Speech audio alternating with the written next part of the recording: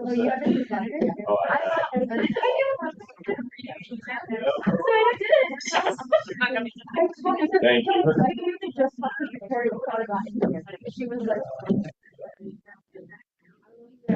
and then like, oh, call her.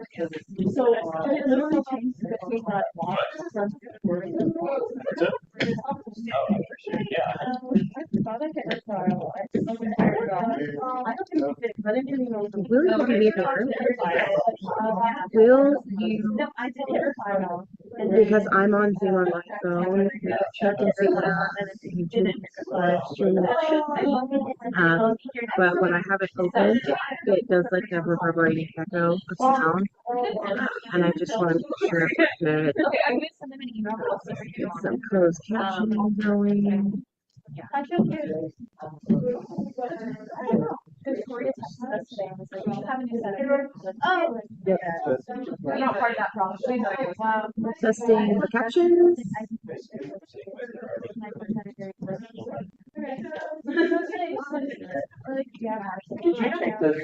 that sugar? No. The ones that went to the office. Oh, I just take it for that. Like a No, it's me and Marcy, but Marcy and I. Because I had the box like that, like, and there were two. Okay, that is work. And I only had two people that wanted to. So it was actually really fun. Because if anyone else wanted ones, I would have to then grab 5 other ones for myself. I know, but people I'm mad if I cut that. No.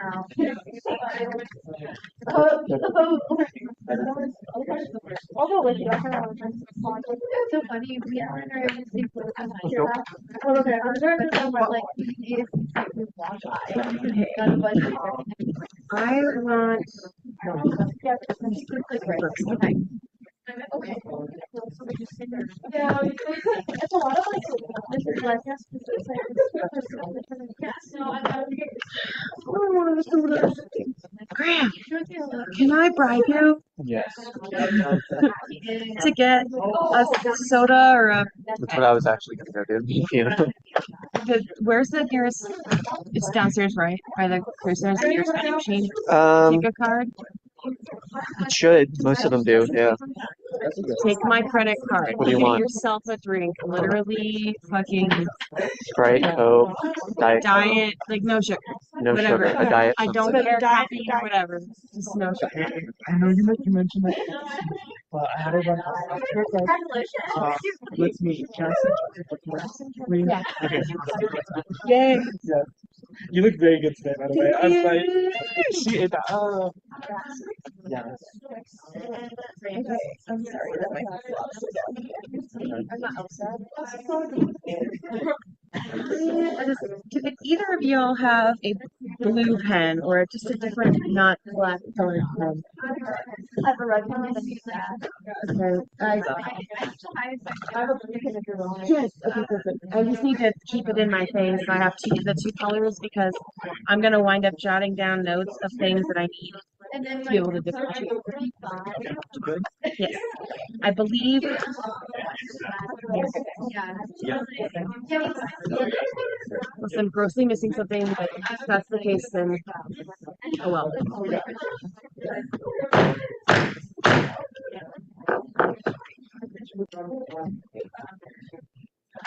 Hello and welcome to the 6th session of the 54th Senate of the Associated Students of Colorado State University.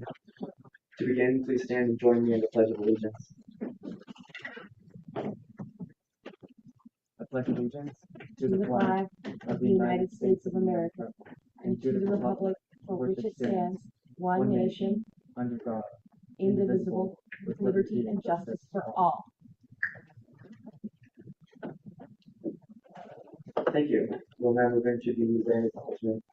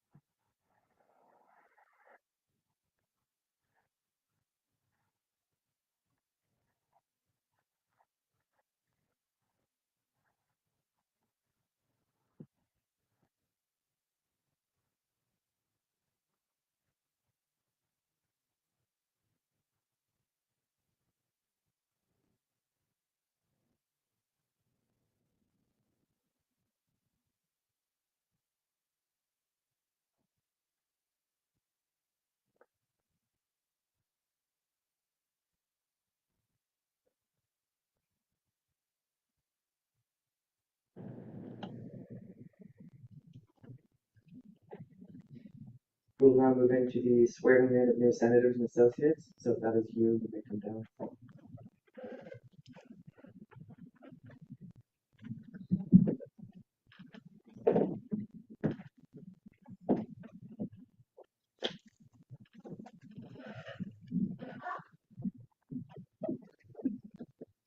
Pass the torch.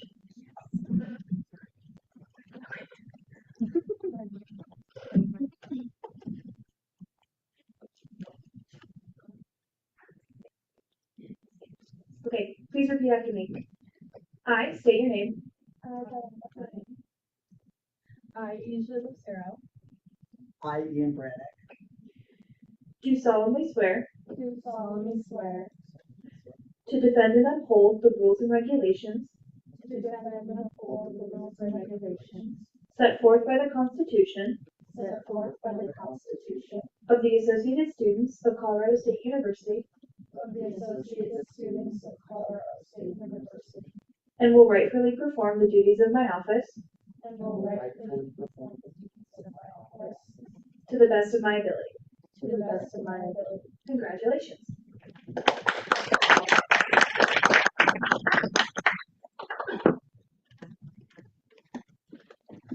We'll now move into the beginning roll call.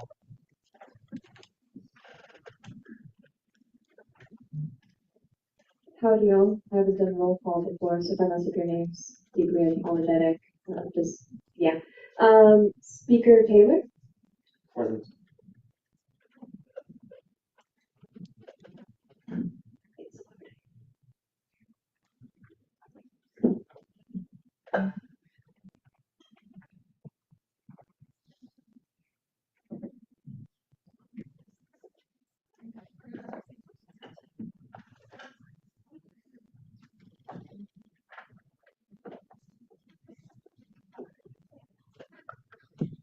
Speaker Bridget Reese, present. Parliamentarian Camber, here.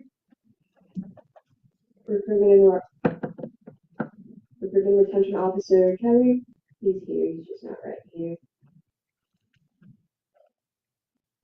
Senator Laura, Here. Senator Melchior,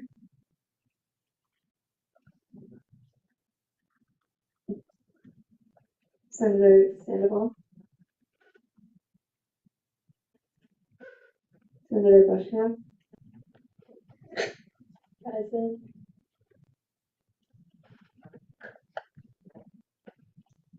Chair Miller,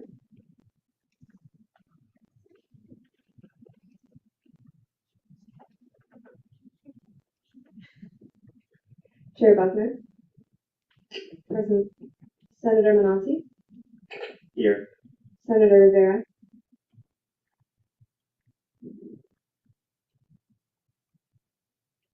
Senator Johnson, here.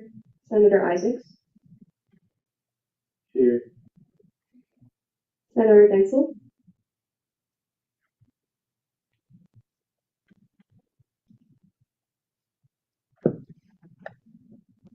Senator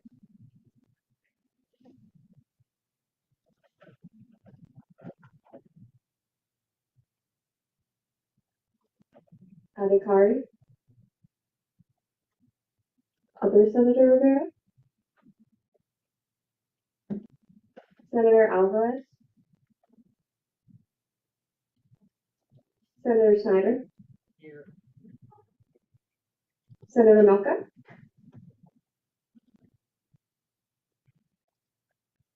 Senator Thomas, here. Senator Rodriguez, here.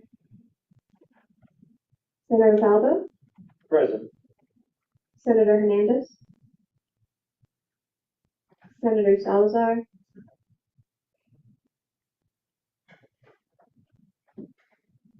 Senator Green.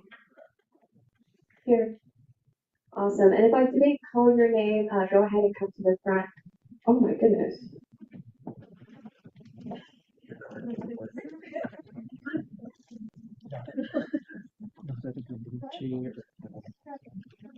Civic Center and Warner College, don't worry, I got you.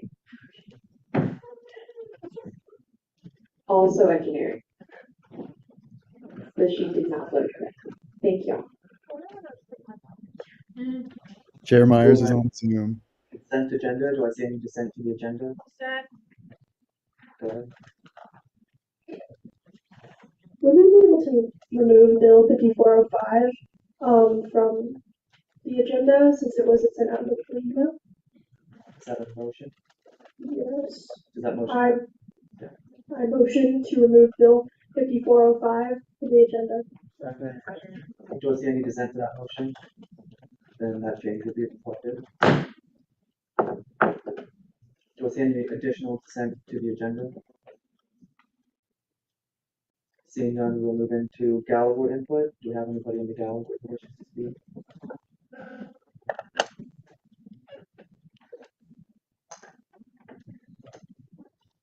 You'll have 5 minutes. I'll give you a motion. Okay, hello. I'm Olivia Frisky. I'm coming to you right now as a student and not a senator or a chair.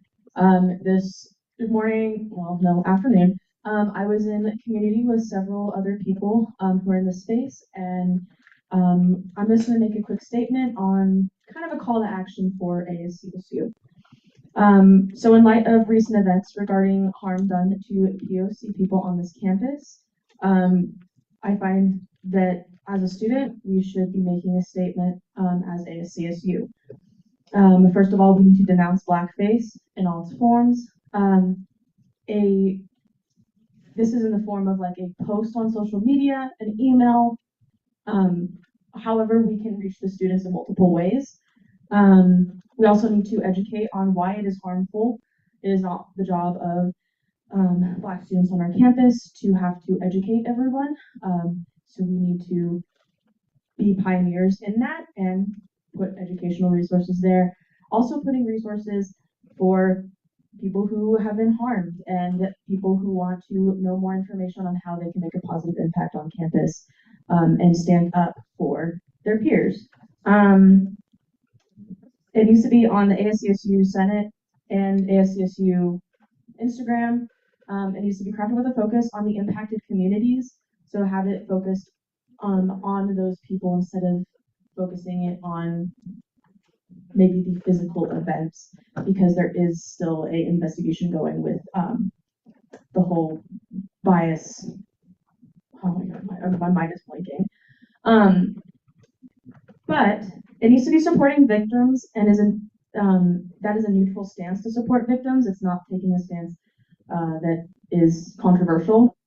And it needs to be made by multiple parties in order to fully encapsulate the issues that are on our campus.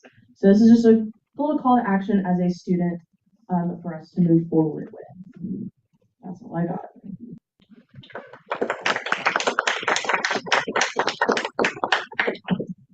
Do we see any additional Gallagher input at this time? Seeing none, we'll move into the guest speaker. So you can come down.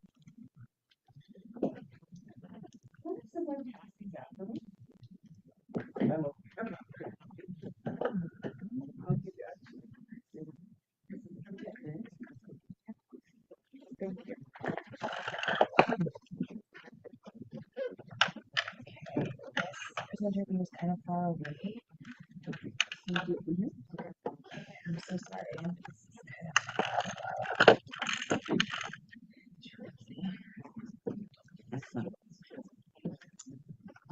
And then so just click on here and I'll turn. Okay. I did over here. And then Okay. or do you want arrows? Is that easier? Arrows. Well, yeah. Okay, we got it. Hello. And then this is where we're going. Thank you. Hello, nice to be here. I'm a CSU alum, and I have been faculty and staff at CSU for a long, long time. So it's really fun to be back here. I'm excited to present to you today about the power of 21st century cultural identity. With that in mind, really thank you for your statement earlier, much needed, and more people need to think in that vein. And we'll talk about a little bit of that today. Excellent. So, thank you. Better. Yes, much better. Oh. So, what is 21st? Our agenda today will go over what is 21st century cultural identity, how does it impact CSU students, how it can help us live authentically and connect authentically, what it means for student life and beyond. Sorry, I was trying to get this bigger. Go ahead. Oh, that's okay. And how ASCSU can benefit all CSU students, as well as resources that you can make available. Again, very helpful for the statement that was made earlier and the investment that it would take. So cultural sensitivity is just that, super sensitive. A number of people in today's world, in 2024, we still don't understand our neighbors, our friends, sometimes even our family. We unknowingly rely on stereotypes to make decisions about people and to make quick decisions within seconds of meeting them. And we impose these incorrect judgments on others without thinking of the effect it has on us ourselves as well. It truncates who we are as people, no matter who you are, what your background is, what you look like. It closes your mind, and it doesn't make you able to function as effective as you could be in the real world. So what people are doing now, not what I would suggest, but what's happening is they're offering solutions that they think people want rather than listening about what is it that you really need? What can we help provide? What resources will help lift you up and then in turn lift up the people who are listening to you? Being fearful of making mistakes is what a lot of people feel. Saying the wrong thing, using the incorrect words or incorrect terms. They also are staying in their own lanes, staying in their boxes for fear of humiliation or feeling stupid for having said the wrong thing or done the wrong thing. In a perfect world, we'd have access to tools and resources that help us be empathetic, not only to other people, but in turn to ourselves as well. We gain strength by being more vulnerable and have courage by being vulnerable. It would help us to feel more confident, not only in who we are, but in addressing people, whether we know about them or not, and not putting them in those little boxes. So imagine a world where you felt confident interacting with others who are culturally or ethnically different from you or different from your background.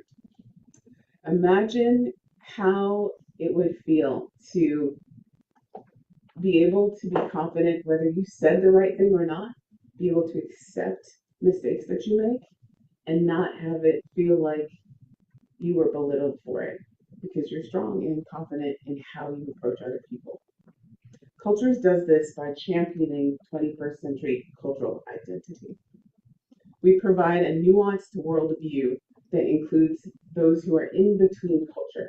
So you have a foot in two or more cultural worlds. So what the result of that is transformation. So you go from being a misunderstood or invisible outlier to feeling seen, heard, and understood. I'm Danielle Dean. I'm a 30-year industry veteran of media, marketing, and multiculturalism. As I said, I'm a CSU alum, so I got my undergrad here at CSU in journalism. And then I started my PhD work at CSU. I did my master's in Denver. But I worked for the Denver Post and the Houston Chronicle, as well as niche and mainstream magazines like working with Oprah magazine or Good Morning America. I was a 10-year professor here in the journalism department until 2022 and director of marketing here at the Learning Student Center for 13 years, also ending in 2022. A lot of the things you see around here, you can blame me. I still liked it. It was fun to come back and see things still here. So I'm excited to be back in the ASCSU chambers. So again, 21st century 21st century cultural identity is what Cultures is all about, and we provide media, products, and experiences that champion this identity, which is one that's not talked about a lot. We talk about monocultural identity, we talk about race quite a bit, but there are quite a few people who are missing in those conversations, and I'll review that today. We're focused on that cultural in between, which is culturally fluid people who have a foot in two or more cultural identities and sometimes racial identities. Multi-ethnic, multicultural, and globally or geographically mobile people, not always globally. Our products, our podcasts, our magazine, our print magazine, as you can see, they're around. That's our latest edition. Next one comes out next week. We reach 9 million plus people in 198 countries and territories. And we're about 7 years old, about to be 8 next year. And we work with the globe's largest brands, as you can see here. So I'm happy to say that they trust us to deliver these messages, to educate them on things that they don't know, and how to deal with situations that are foreign to them. I was actually, yeah, this is a long day. I was up at 1:30 a.m., had a meeting with London from 1:30 to 5. Get ready for the real world, I'm just saying. So our mission is to enhance community and foster human connection for that cultural in-between. And we do that by helping people, well, I already said connect. So people are searching. They're searching for ways to connect. They're searching for ways to engage, to ignite that power of togetherness. And what's needed for that is true understanding. And that's where the vulnerability comes into place to embrace change. So in a global landscape, talking about students at CSU who fit this identity. As of 2018, more than 238 million people lived outside of their passport countries.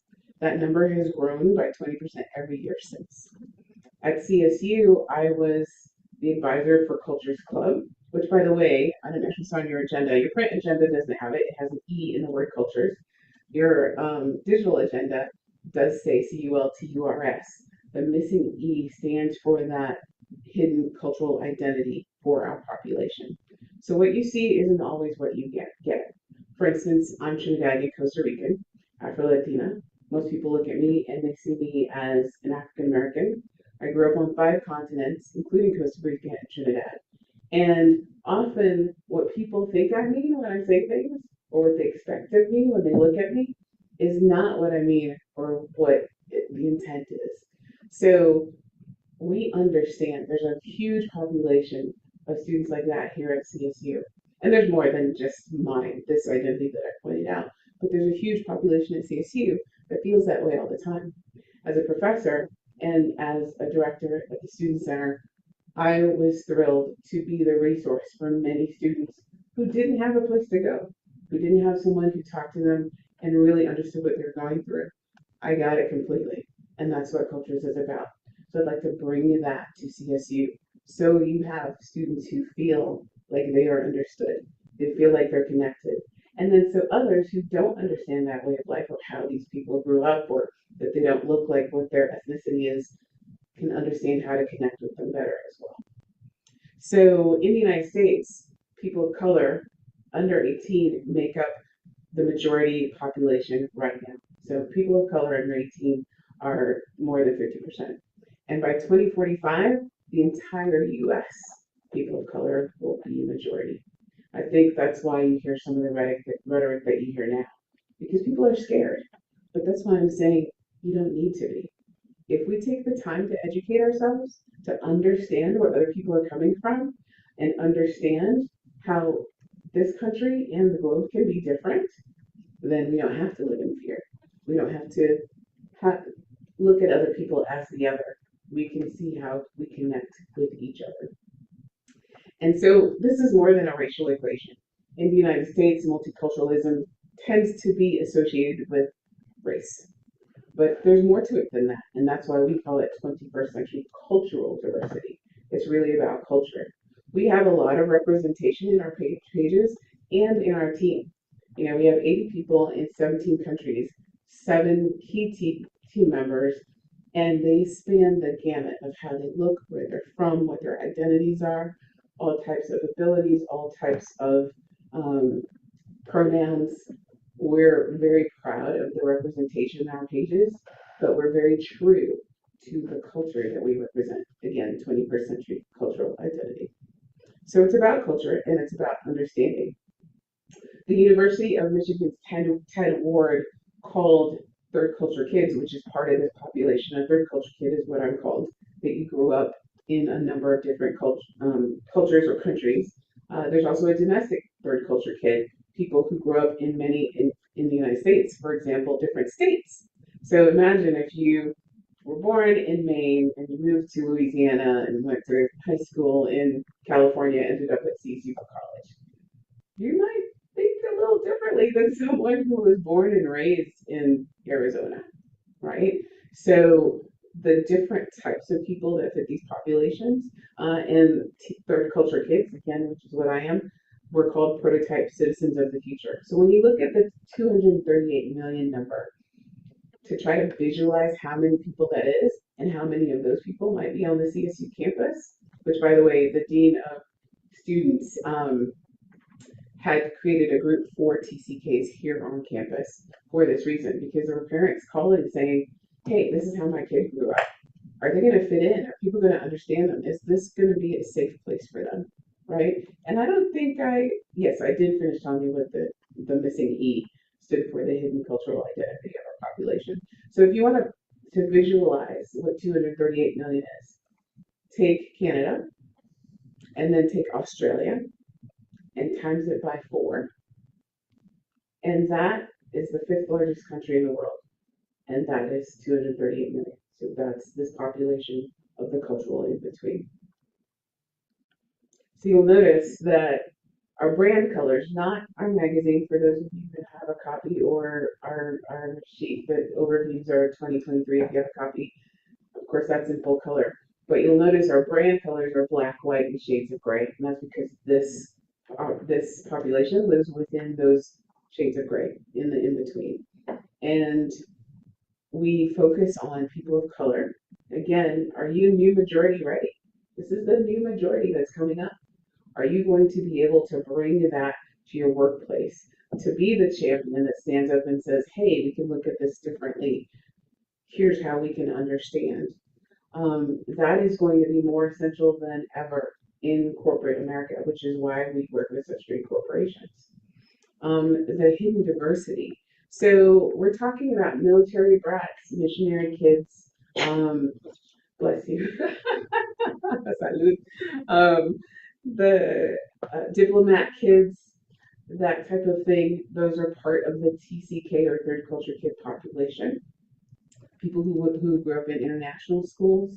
And then under globalism, we have expats. I mean, how many digital nomads are there right now? How many digital nomads I live part-time in Madrid. How many digital nomads are causing such problems that countries are literally shutting down and telling them to go home? I don't know if you've seen the films in Barcelona where in restaurants they're protesting and telling people to leave. They don't want expats there. Venice is charging a fee to come. Well, that's because of over tourism, but that's part of the narrative. How do we understand cultures of places that we're going to? And how do we understand cultures of people right here where we live, right? So that they feel comfortable and we feel comfortable, and together we're confident in who we are and that we're acknowledging who you are as well. So immigrants, refugees, we've seen a lot of that. I don't think people thought much about refugees before, but the last few years between Ukraine and Palestine, and in so many places in Africa that aren't even acknowledged, refugees are huge. And this is part of that globally mobile and geographically mobile population. So all of this leads to cultural fluidity. So you straddle race, culture, ethnicity, nation, or location. And being in between, you're not one or the other, a little bit of both. So how do we understand them? You have a little piece of us and a little piece of something else. So you can't look at them and make that quick judgment. Oh, I get you. I know who you are. Do you really? How about you listen to me for a second so that you truly understand? So I'll play a quick video about us.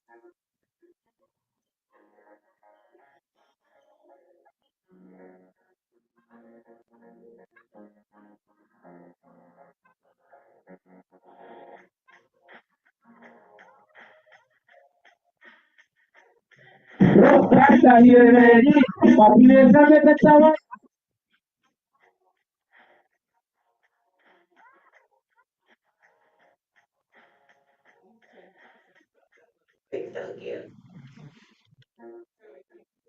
that's okay. Well, at the end, you saw Cultures was actually born here at Colorado State. Last year, we worked with 68 universities around the world, and we started here at CSU in the journalism department. So that's why you saw that logo there. Let's see, is it gonna go? One more time. There we go. Okay. So what does the community need? Well, we encourage everyone to embrace that cultural in between, right? We want you to live in full color. I mean, who wants to live in black and white? Who wants to be in the shades of gray? We want you to live your authentic self. Tell your narrative the way you want to tell it, not how other people tell you it should be told. And in that, embracing the in between, you can have impact by being open. That's the first thing, and it's harder than it sounds, right? Being really open, getting vulnerable, being authentic, and having courage. Courage is such a big part of this work. And what I love about this generation is you all are so much more open. You are so much more understanding. You get the people around you more than generations before you. And there's still work to be done. You know why? Again, as a media scholar and veteran, the way the media shapes our thinking, it's hard to know what is correct or not correct. What is a stereotype? What's locked in our heads? Are we really being open when we think we're being open? So Pico Iyer is a third culture kid. I don't know if you, on one of our covers, if you saw the director of um, Wonder Woman is also a third culture kid.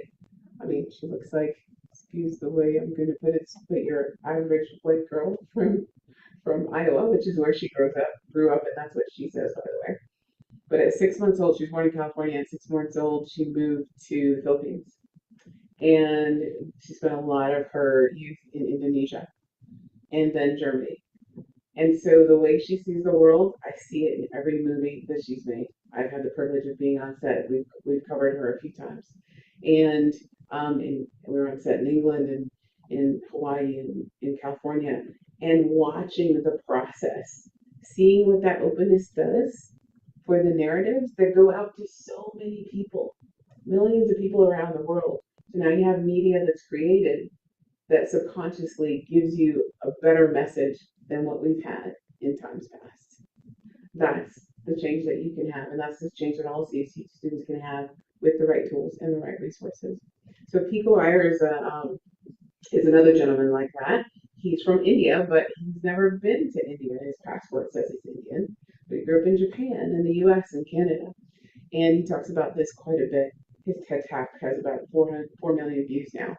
And he talks about home having to do less with a piece of soil than it does with a piece of soul. So how do we understand people's soul? Home is whatever you carry inside. We create our own sense of community and we fashion our sense of self. So media can help us do that, and you can help by consuming that media. So we've gotten to my ask. And when I was at CSU, we worked on this a lot. I feel like we made great strides. Again, I'm super proud and passionate that I was able to be here for students who didn't have a place to speak. But now all of you can do that. Now others can do that. Faculty and staff can do that. We again worked with 68 different schools around the US last year, around the world last year. And our group subscriptions give the tools, the resources, the education, the speakers, the training to have this kind of understanding. Our internal team is made up, and our editorial team is made up of PhDs, of researchers, and of people with lived experience in all of these areas. Every single print issue, digital issue, web issue of Cultures goes through great pains to show the visual cultural identity and the hidden cultural identity of everyone. So everybody feels seen within the pages at all times. The subscription would have unfettered digital and web access, as well as provide print copies to the university, a certain amount of print copies to the library and to the magazine holding racks out in the front of the student center. In addition, you have an option for hugely discounted, like $1 per copy, additional copies should you need them. We have multimedia, including, we show right here, Sol Trujillo, who was the CEO, the youngest CEO ever of a Fortune 50 company. He is a champion of cultures, and he is a champion of Latinos everywhere. I love talking to him, having conversations with him about Afro-Latinos because they're often left out of the conversation. I know at El Centro, only recently has that conversation gotten bigger, and I'm thrilled to see that from when I was a student to where it is now. And that's where I'd like to see CSU go even further with this conversation about the advocacy offices and students that don't necessarily go to those offices because they don't feel seen necessarily, depending on their cultural in between. So we have podcasts. They're beautifully produced, actually taped here at the Elizabeth Hotel in Fort Collins. We have video, well, the videos are taped here and the podcasts are taped here. Research access, access to experts, and access to speakers, as I mentioned. We've worked with, obviously, CSU, Columbia, Public Relations Society of America, Association of College Unions International, Gonzaga, and many, many more. One thing I think is really special about what we'd like to offer CSU is added benefits to being a group, having a group subscription. So in addition to unlimited access online, which by the way, we also, you at CSU, when that was launched, we provided a number of articles to them because this is a mental health issue. This is such a big deal for students today, and even faculty and staff need to recognize the things that they don't know. So being able to give that content, being able to offer training, that is a big deal, and that's why we're a part of you at CSU.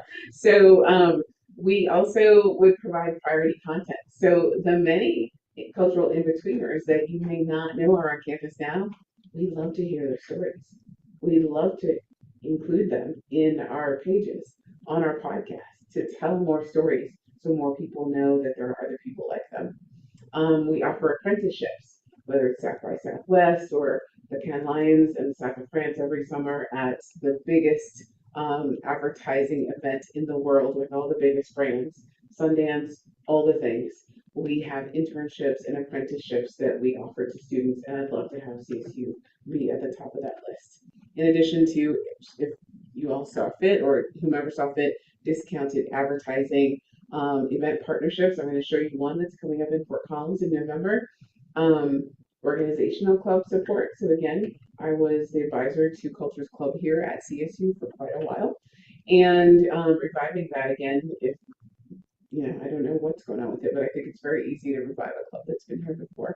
In teaching and workshop resources for again faculty, staff, and also students.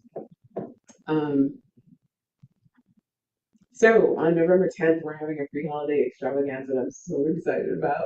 We're bringing 2 Michelin star restaurant chefs to Fort Collins to do an authentic Spanish dinner and to also have the live taping of our podcast in front of an audience. So we will immerse people in culture. Actually, the cover of this magazine here, Eugene Tapahe, which is the photographer for that scene, will be here, and he's one of the interviews for our podcast. He's a Navajo, and they go all over the country talking about the different lands and the different people who originated there, and we're a champion of that.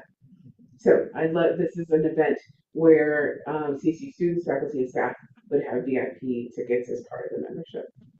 So I already went over the benefits. We do have a web page, and how it would look is students would have access to, much like the New York Times, you just register with your email address, and as long as you're a student and as long as you have a membership, you have access. So the investment is $1 per student, and faculty and staff are free. we are switching modes where if you go to our website right now, the content is all open. As of next year, with this initiative, we're putting up a paywall. And the universities that are partnered with us and the first 10 coming to our new way of doing our group subscriptions will get 50% off of our subscription rate for the length of their subscription. So however long that is, if it's 10 years, 1 year, whatever the case may be. And to close, I just have to say everyone deserves to feel seen. And at Cultures, we get it. We've been there. Everyone on our team is part of the cultural in-between. We all get cultural fluidity. A lot of people, that is their career, that is their lives, whether it's a professor who talks about it, or a researcher who does it, or again, people who lived it.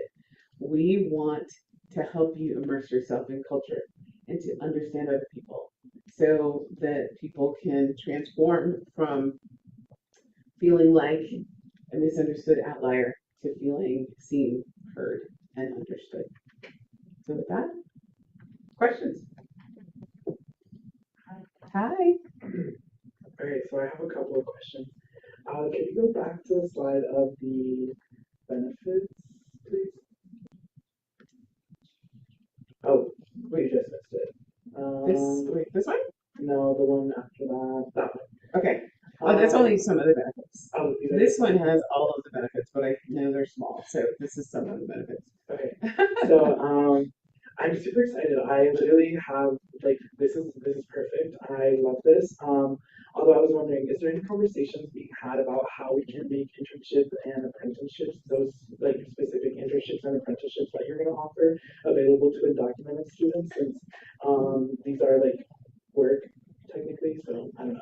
I was just wondering. That's actually a really good question. We haven't thought about that, but I think we could work with the university because again, having been on staff and in the administration, I know there's a lot of work going on around that. So they're probably much further than we would be. So we'd work with the university and maybe the advocacy offices to figure out what can we do because that would be an amazing opportunity. Yeah, I think that the first step that you guys could possibly take when it comes to like working with the university is looking at the Marion Fidelis Fellowship and making this a fellowship.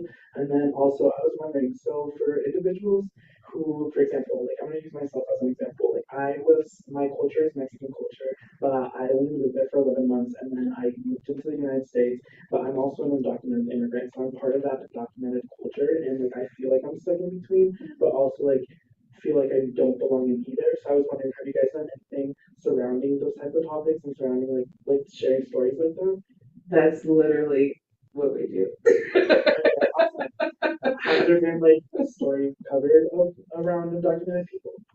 So I remember one, Jaime Varela, and we're still great friends. Actually, he just texted me the other day. We talked about his journey. He literally swam the Rio Grande to come to the United States. And there's another gentleman, he's Venezuelan. Y'all, you can't make this up. He walked from Venezuela 3 months. I'm like, I didn't even think you could get through from Colombia to Panama. He walked to the United States. So there are some stories that I can think of off the top of my head.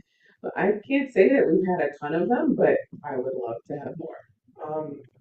I just want to say thank you for the fact of like even just writing stories about us, the undocumented community. I've never ever felt represented. And the fact that you are making the effort to do that really speaks volumes. Thank you. This is why we do this work. I mean, I love it. Go ahead. Hi. First of all, thank you so much for coming. I enjoyed your presentation immensely, and I just love hearing you talk. As far as the teaching and workshop resources, what kind of things were you thinking for that? So this is where we could work with the university and really help train the executive team, faculty, staff. We also could have workshops for students. There are a number of people around the globe, the top experts in this arena. Cultures is first of all, there's a lot of people who do this work. Other places don't realize, but there are a lot of people around the globe who do this work. we are the number one. And in 8 years, we've become the biggest brand. The only thing I'd say is bigger is um, Third Culture Kids Living Among Worlds, which is a book by Ruth Van Reken, who is my um, mentor. And she does a lot of the work. I mean, she's beyond. Um, and she's not a woman of color. She's a white woman who grew up in Ghana as a missionary kid. Her parents before her were missionary kids, and her children each were born in different countries, and they are also missionary kids. So there's a certain level that she's not able to see that I'm able to see because, of course, I look different than she does. I have a different experience, and bringing together, having a number of experiences like that, we can do workshops for students, we can do talks for students, we can train faculty, all the things. So that's something that we would just work with you all to find out what you need and make it happen to the best of our ability. Thank you. You're welcome. Thank you. Yes. How much does a subscription cost? So it would be $1 per student. Normally it's $2 per student per year.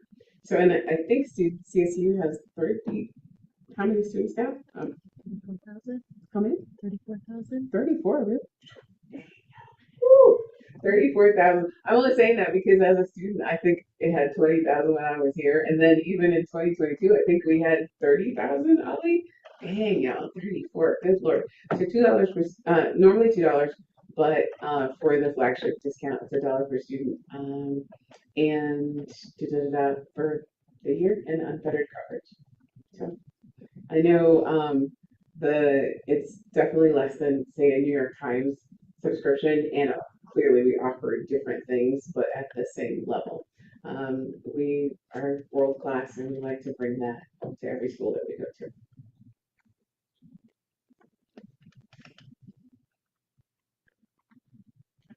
Oh, I'm sorry. Go ahead. First of all, thank you so much for being here. It's been wonderful hearing you talk. And what you're doing is just incredible. I love that it was started at CSU. I think that's amazing. My question is do you also do like individual subscriptions?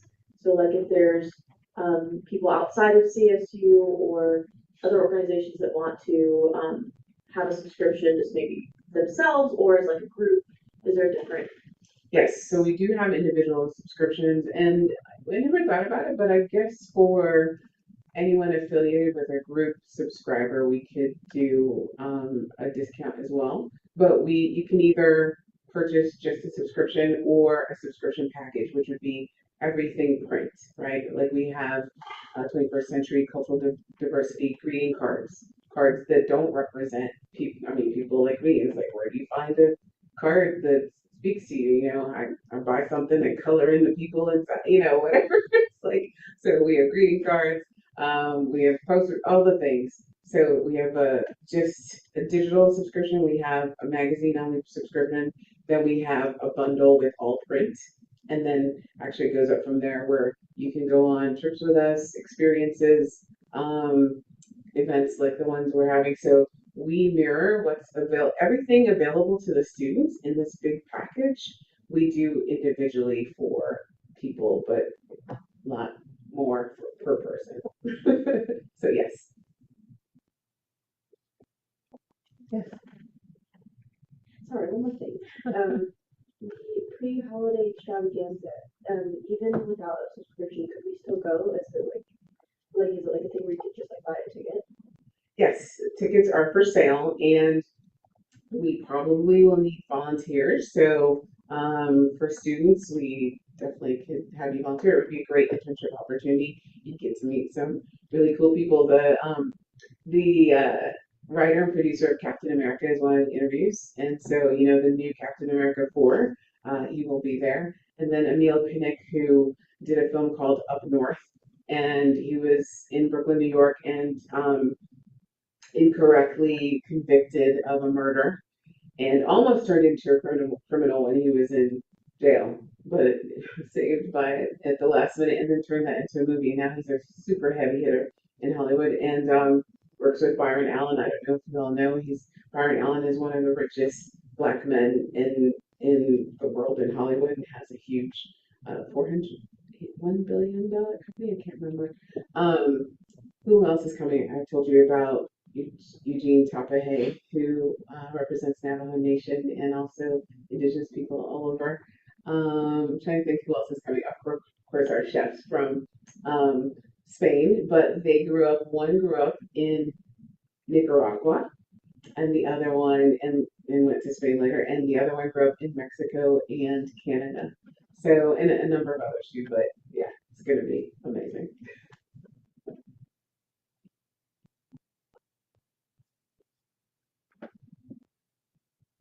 Okay, well, if there are no other questions, I'll leave my contact information here. Should I do a last call for questions? As you didn't know? Good. Thank you for having me. This was amazing. Love being back here. Love seeing my CSU people. And I look forward to hearing your thoughts.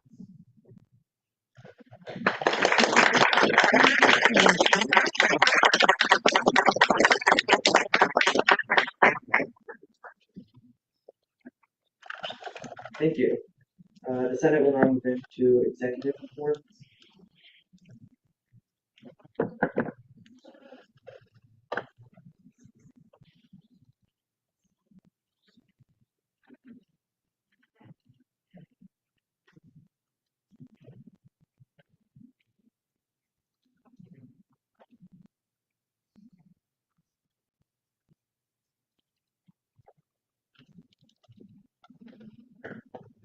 Hi everyone, I don't have much for you today. I wanted to provide just another opportunity for those who are interested in serving on some of the faculty committees that I could appoint folks to. There's the Committee on IT, Committee on Intercollegiate Athletics, Committee on Libraries, the Committee on Non-Tenure Track Faculty, Strategic and Financial Planning, Teaching and Learning, University Programs, and University Curriculum.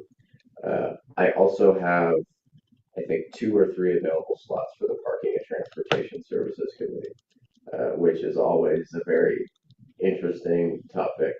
I served on it, I think 2 years ago, and I learned a lot of just background information about parking and transportation, and it's helpful when you get interesting questions about parking and transportation. So I have until for the committees I listed off last week. I have until Friday to appoint folks to those committees, and then just a little more time for parking and transportation services. But if you're interested in either of those, please don't hesitate to reach out. I also did want to advertise the BSOF funding session that's going to happen next Tuesday on in here actually in the Senate chambers from 5:30 to I would assume 6:30. But that's going to give a lot of really important information to student orgs for funding that's available through ESOP. And so if you're a part of any of those student organizations, please let those folks know, maybe the president or the financial officer in those orgs, so that they could come to the ESOP session and learn how to get access to this more funding. Thank you. That's all I have.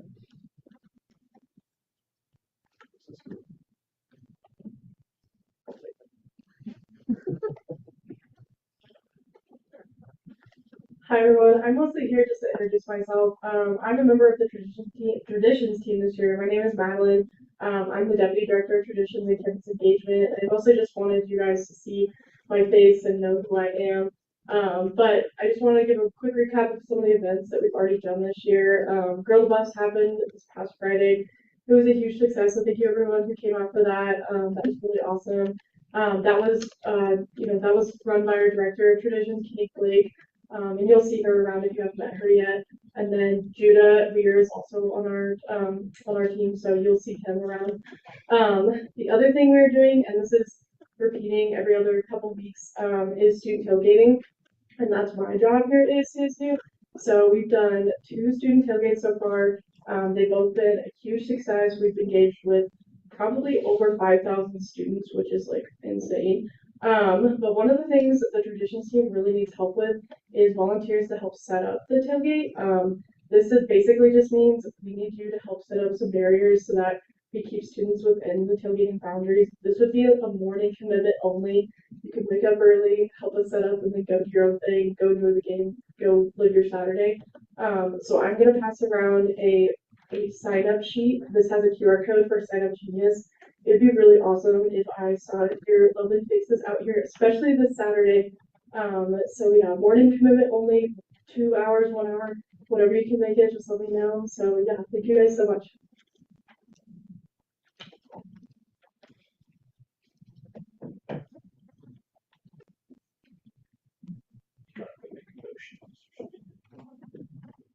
Go ahead. Sweet. I would like to motion to move the ratification of SFRB to the top of confidence business. Reason being, we're just running a little bit longer than I anticipated. I don't want to keep our wonderful new SFRB waiting anything longer. If the board feels, or the Senate feels the same way. Do I see a second to that motion? Do I see any dissent to that motion? Okay, seeing none, we will reflect that change. Thank you all. We'll also move into judicial reports. If we have anybody in judicial who wants to speak.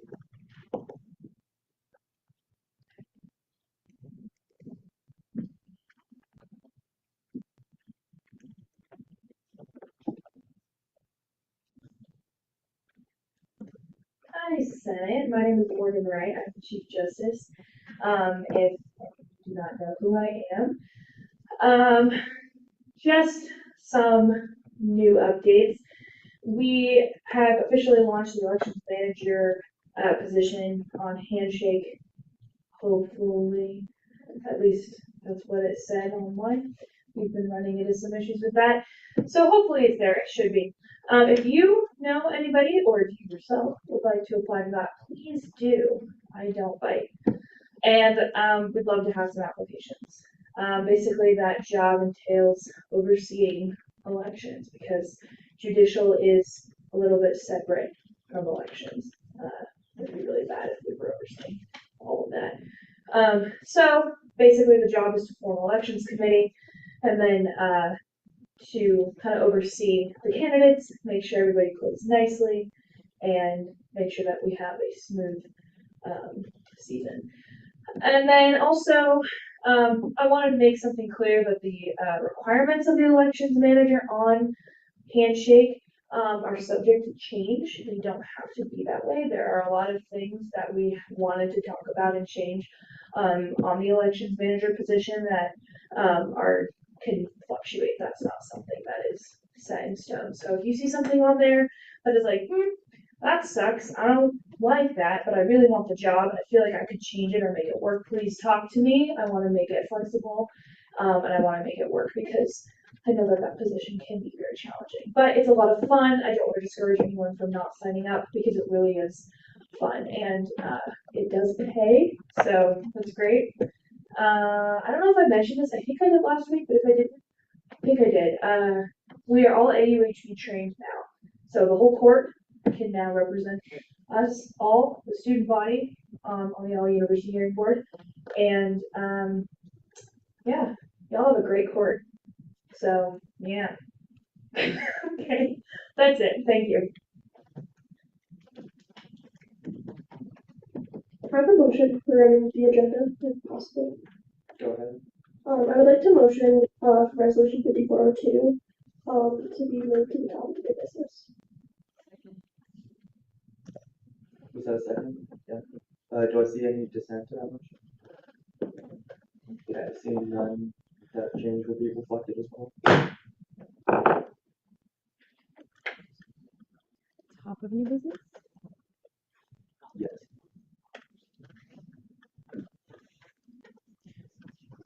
Then we'll now move into legislative reports, beginning with officers. Mine is nice and quick.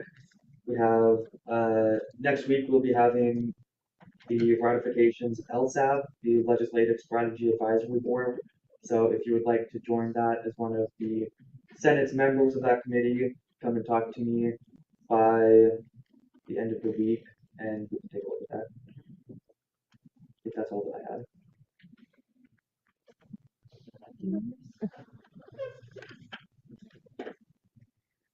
I only have a couple things. First of all, we have one open situation. Thank you, Senator Brisky, for speaking to ASCSU needing to make a statement. So we now have, we are now sitting with two resolutions. So we need to really sit down and bring as many voices to the table as possible to figure out, to craft the right statement. I think that ASCSU can still make a statement using our social media and our voice. But for our resolution, we really want to be really intentional and thoughtful and make sure to bring as many people to the table as possible. So if you want to be a part of that, we'll be scheduling a time to all sit down and talk about the two different versions of resolution. Maybe it's a revolution, who knows? To try to reconcile those two and see, craft that statement. So if you're interested in that, please reach out to either myself, Jabrail Dempsey, Mitchell Myers, or Elijah Sandoval. We want to have as many voices at the table as possible. Also, just a quick note, if you ever want a physical copy of our agenda or our any legislation that we're reviewing, if you let me know, I'm going to say before 6:30 the day before, I can absolutely get you anything physically you need as far as if that makes things more accessible for you. And it also sounds like we need a bill to get a cultures subscription. Let me know if you're interested in that, because I am definitely interested in that, and I'd love to be a part of making that happen. Okay, that's all I have. Howdy, y'all. I am the SOPS liaison for Senate, so I'm gonna Nick Steele, double that. Onboarding, we're still onboarding. If you're new, please come up to the front at the end of the session so that you can fill out a fun piece of paper and meet me. I'm really cool. Additionally, guess what, guys? Guess what? Lauren can confirm I have an Excel spreadsheet to track your committee hours. Oh, so go to committee. Pretty please. Also attend here if you can't attend here. Most of you have my phone number. All of you should have my email. Contact me. And office hours will also be recorded really soon. That's all I have. Thank you all.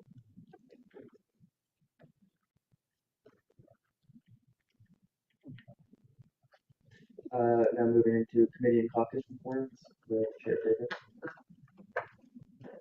Housing caucus is super cool. We actually have a lot going on right now.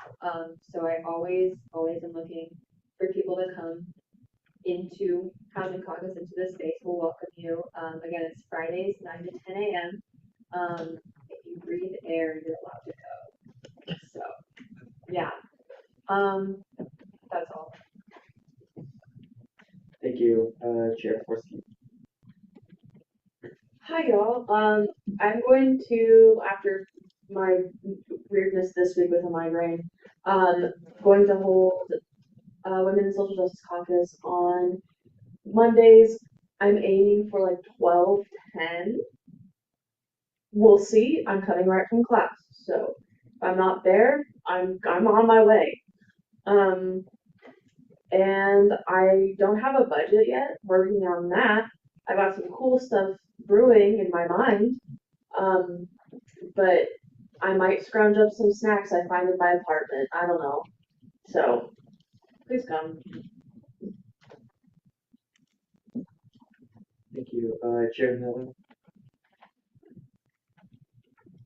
Hi, so, important announcement, I'm moving my committee time, starting tomorrow.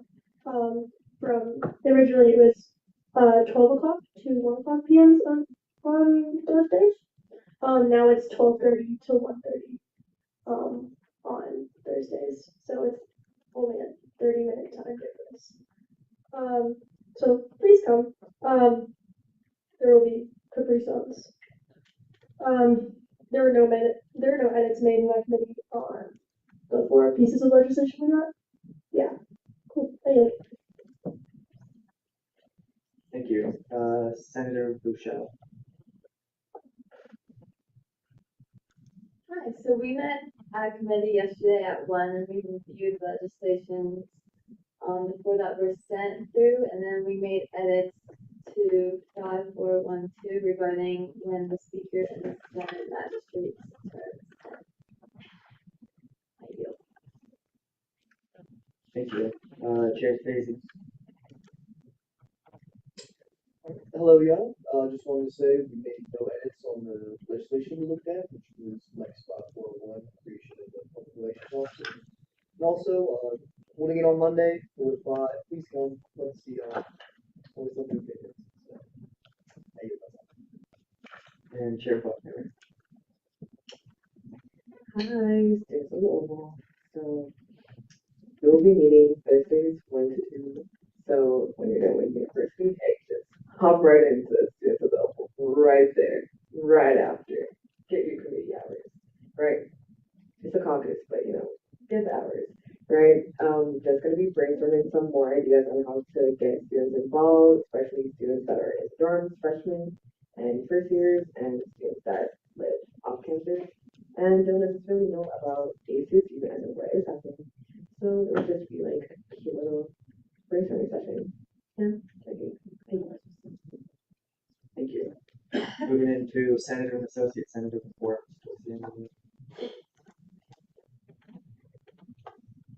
Hi, so I think we definitely need a bill for the culture magazine subscription. However, I have never written a bill before, so if you would like to help me, please let me know. Thank you. Chair Trustee. Okay, so for the Safe Center, we have coming up in October, Relationship Violence Awareness Month. That's going to kick off on the 3rd with our Plaza Day, and introducing the Safe Center at the Never Know Summer Ballroom from 6 to 7:30. And RSVP is required. I'm assuming you can find all this stuff on our website and our Instagram. My phone's about to die, so I'm sorry about that. Can't look that and confirm it. And yeah, there's a bunch of more events. I'm not gonna go through all of them right now, but just keep them on your radar. Yeah. Okay, yield my time. Thank you. Senator Rivera. I just wanted to invite everyone again to the Incentro events that we have partnered with Prime Events. If you missed the Friday yesterday, yes, it was a lot of fun. But that doesn't mean you've missed all the events. Tomorrow we do have the Central South American Caribbean meetup, and we do have more fun events going all the way through October 15th. So please come. Thank you. Senator Bouchard. Hi, Senator for APAC, and this past weekend we had a Rice Bowl event, which had a good turnout. And then this coming week, tomorrow, we have our Mid-Autumn Festival from 3 to 5. If anybody's interested, you guys should come. And then we have our All Nations Leadership Retreat in 2 weekends. Do we see any additional senators and associate senators who want to speak at this time? CDSA, the Committee for Disabled Students Accessibility, is always looking for new members. So let me know if you're interested. Also, we are looking for associate senators for the SEC. Also, let me know if you're interested. I'll also connect you or whoever who is interested to our director of the SEC, Justin. And then I also just wanted to echo about the Latinx Heritage Month event, especially the one going on next Tuesday, September 24th from 4 to 5. It's a collaboration between the SEC and El Centro. It's a little cafe y conversación about disability justice, specifically within the Latinx community. Just talking a little bit more about intersectionality. So yeah, hope to see you there. Thank you. Thank you. I forgot to say this in my committee report, but I'm electing a vice chair tomorrow. I'm gonna have it on the agenda if anyone wants it. It's good for your resume. It'd be really cool. Someone wanted that, so I can step down and have opinions sometimes. Thanks, I yield. Any final senator and associate senator report? Hi, just in addition to back information, we have Red Hawk every Tuesday at 4 p.m. We're gonna have a very interesting conversation next Tuesday. I'm not gonna have any spoilers, but it has to deal with what's been happening on campus. So I feel like it's a conversation that would, benefit everyone in the space and just in our community. We had our scavenger hunt last week, which was very successful. Really enjoyed it. Coming up events, we have our Rites of Passage retreat. So if any first years and freshmen that would love to be a part of that, that would be very wonderful. So yeah, that's it. Okay, thank you. Any final reports? Okay, seeing none, we will move into conference business with 2 hours on the conference call, beginning with the ratification of the student fees of the board. And as you all come down, I will give my quick speech once again on Senate ratifications and what those look like. When we do these, we don't ask interview questions when we ask questions because all of these candidates have been interviewed by executive, and so we ask questions about the executive processes to make sure that was followed and about candidates' basic qualifications. Kind of the questions that we can ask with this. All right, thank you, Mr. Speaker. I'll give a quick introduction. I see the placards flying off the shelves right now. This is our wonderful fiscal year of 25 SFRB board, pending your confirmation tonight. You'll see handed out on the rows around you. If you didn't get one, your neighbor probably has one, so be a friendly neighbor and share. Their application statements, when they filled out their application, their names are in bold, and then in parentheses next to their name is any fee area that they are affiliated with.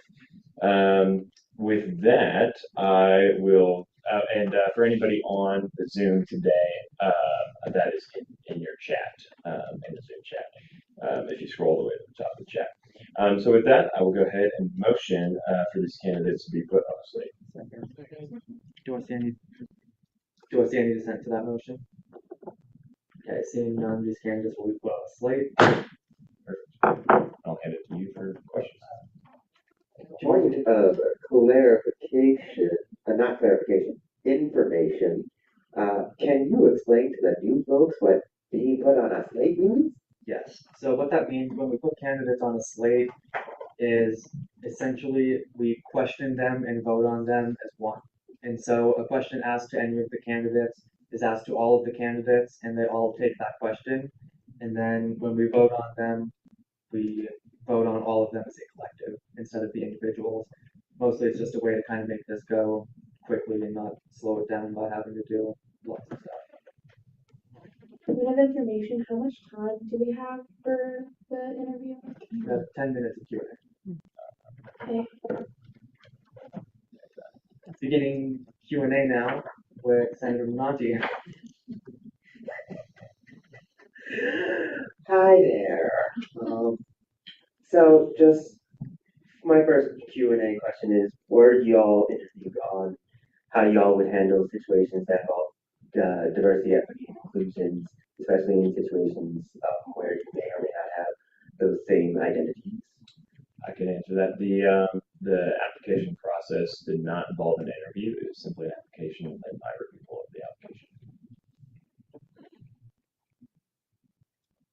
I yield my time.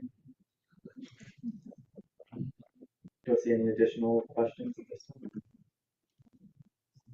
Okay, seeing, was that? No? Okay, seeing none, then the candidates can take a step outside. Don't want to step outside this That was the easiest ratification I've ever done.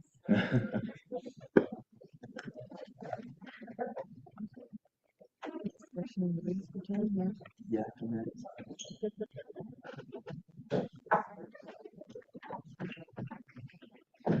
And we will begin 10 minutes of discussion and debate with Senator Flynn. Never mind, I need it. Senator Johnson. I mean, I trust Braxton. And I mean, like, that's a ton of candidates, and I feel like just reading through their bios, you have a very like diverse perspective on all of SFRB. I think that's very important. So I think they will hold each other accountable. I've met some of the people on SFRB, and I think they would hold each other accountable to all of the things that we think they should be. So I think they're good. Can I motion to read this motion? Does that motion have a second? We'll do this by voice vote. So all those in favor say aye. Aye. Opposed say nay. Any abstentions? Okay, we'll now move into voting. Not yet. Does anyone else? Motion to approve these candidates with a voice vote.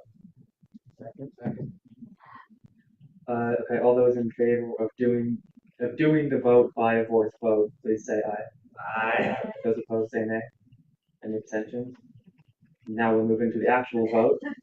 So those in favor of approving these candidates, please say aye. Aye. Those opposed say nay. Any abstentions? These candidates will be approved.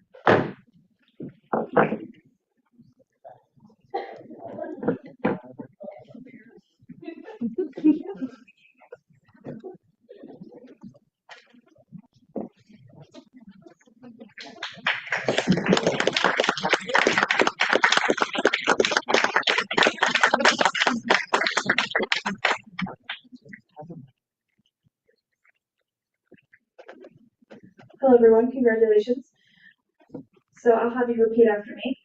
I state your name. I, Caitlin Spencer, Do solemnly swear to defend and uphold do solemnly swear to defend and uphold the rules and regulations the rules and regulations set forth by the Constitution set forth by the Constitution of the Associated Students of Colorado State University, of the Associated Students of Colorado State University, and will rightfully perform the duties of my office and will rightfully perform the duties of my office to the best of my ability. to the best of my ability.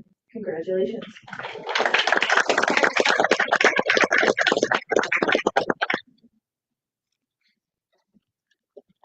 Congratulations to all of you. The Senate will now move into the election of the Accessibility Caucus Chair. Do I see any nominations and self-nominations at this time? Okay, seeing none, we will move into new business, beginning with Resolution 5402. Oh, whoops.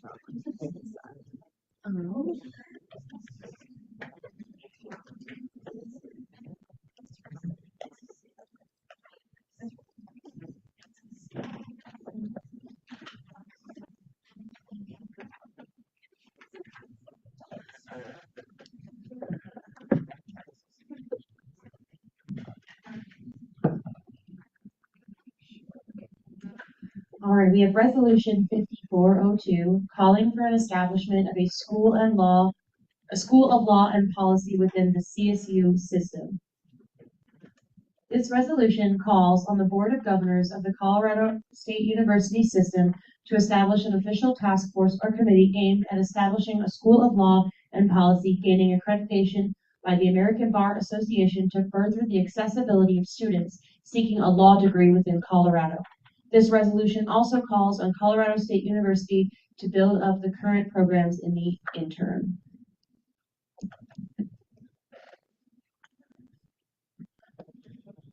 You can go ahead and present.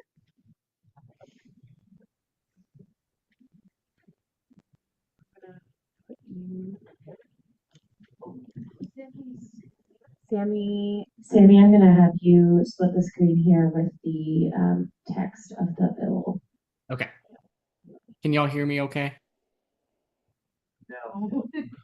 No. Awesome. Let me troubleshoot. I think it's coming out of the screen of this, out of the speaker of the monitor and not of the owl. Give me 2 seconds.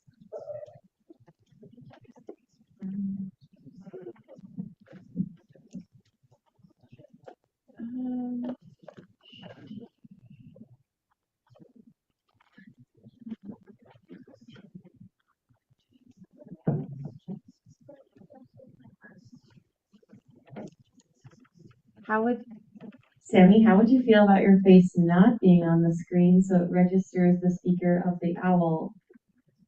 I would be more than okay with that. That's still not doing it. Okay, that's very strange. This speaker, it wants to come out of this speaker. Can I motion for 5-minute recess while you figure this out? Hearing a second, all those in favor say aye. Aye. All those opposed say nay. Any abstentions? With that, the ayes have it. See you in 5 minutes. Alright, just gonna grab that mouse and go fast. Okay. Alright. Because otherwise, we've been having sound come out of the owl. Where did your mask? There it is. Alright, so speaker system. Alright. Use that. Thank you. Alright, Sammy, say hi. Okay. There. Okay. Like media things. All right, I'm putting Zoom back over here. Just like, I always buy you 52 bow ties, so you have one for every week. Problem solved. God, that's an idea. That's what I'm like. I like this idea. I have like 12, 15. Oh, you're almost there.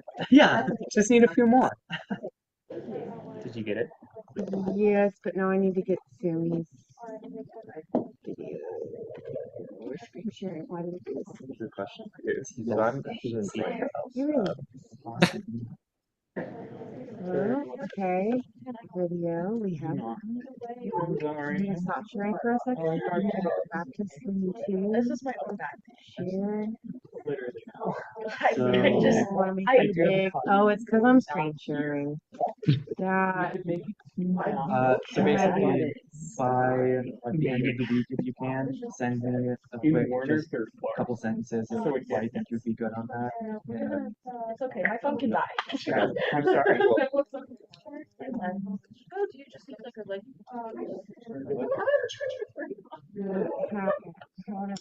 How did I have it a second ago? Okay, how about this? Sammy, I'm not putting it because I don't think I can do that.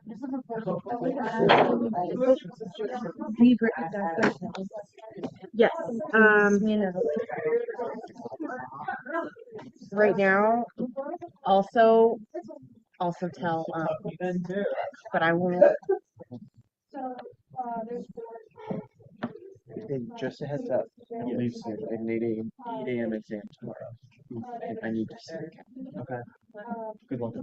And I was just given the best news ever by Chief of Staff. I can take a box of chips with me. A whole box? A whole box. No way. Can I get a box too? You're so sad. It's between you and me. Man. I told my roommate about how it's box of chips. She's like, Sammy, while we have a second before they come back, before we start back, I have a list of people to add as endorsers from Pre-Law Club before this gets read again. And then also my philosophy of law teacher said that CSU, the state schools have they have like a understanding that they don't compete with each other. So like we wouldn't be able to like have a medical school because that would be in competition with University of Colorado. So I think regardless, like our resolution is really important to let it be known that that's something we want. But that was put on my radar to my dismay that the state schools, I don't know if it's that they have an agreement or that they're not allowed to compete with each other in those areas. Okay. Gotcha. I think that's something to bring up to folks later on, but yeah. Okay. Sad. But I wanted to share that with you because I chatted with Gina Robinson, our legal studies advisor. She's like, oh yeah. But my other law teacher was like, it'll never happen. I was like, boo. And then students, for the most part, at the pre-law club were like, not necessarily super, like, I thought they'd be like thrilled to be like, put my name down. But I do have a good list of people to add. So we'll get a decent chunk that endorsed by section. We'll get there. Okay, cool.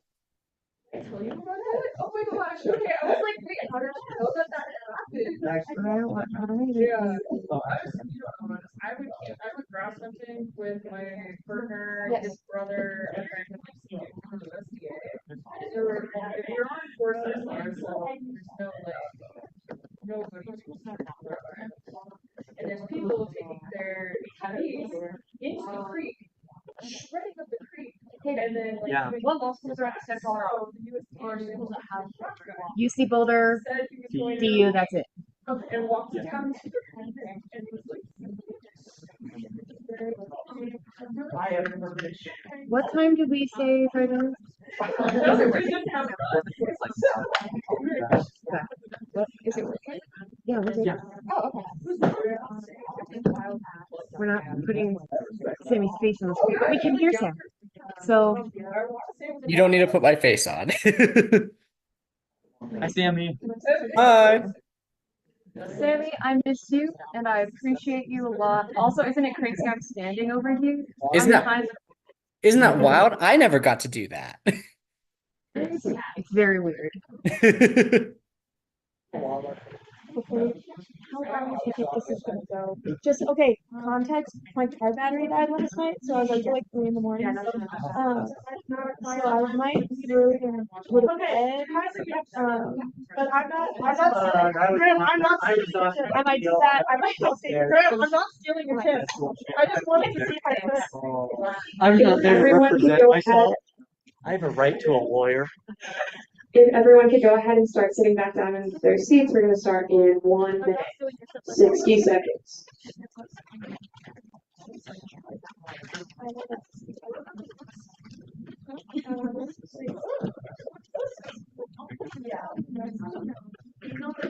You have barbecue? No, it's just the best.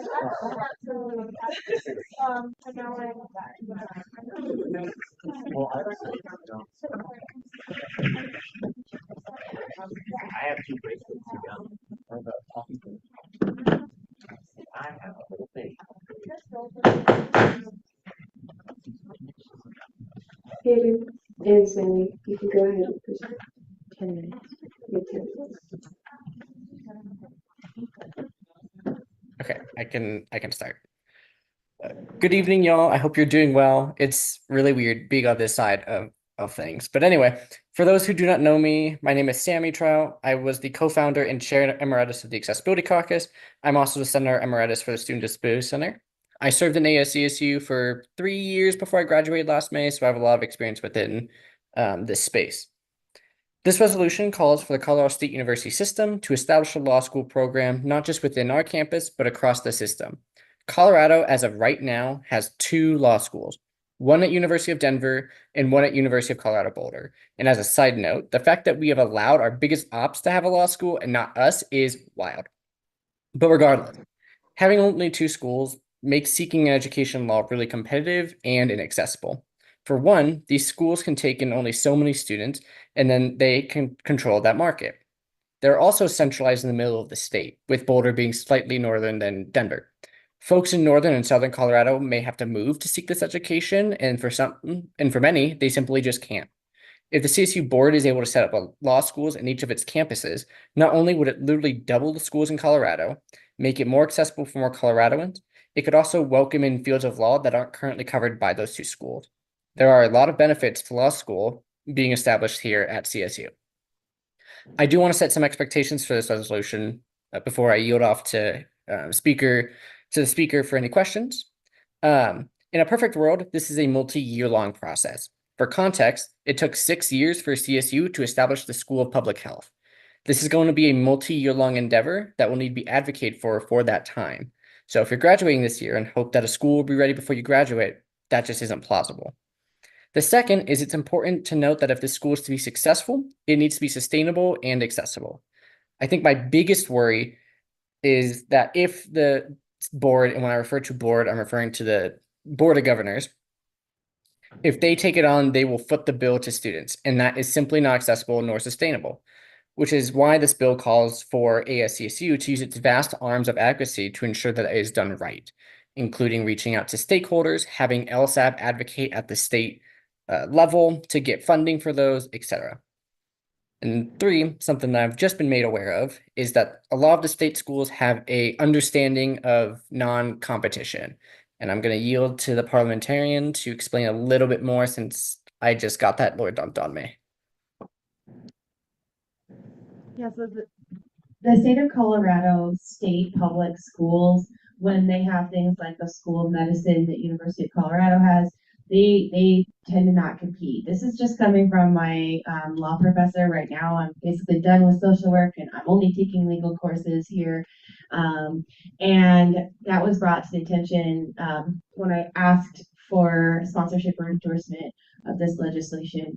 And so that could potentially be a barrier, but I would like to point out that this ask of the Board of Governors within a resolution is stating that this is something we would like to see. So whether or not that barrier exists should not affect the standing of bringing forth this opinion. Thank you for that.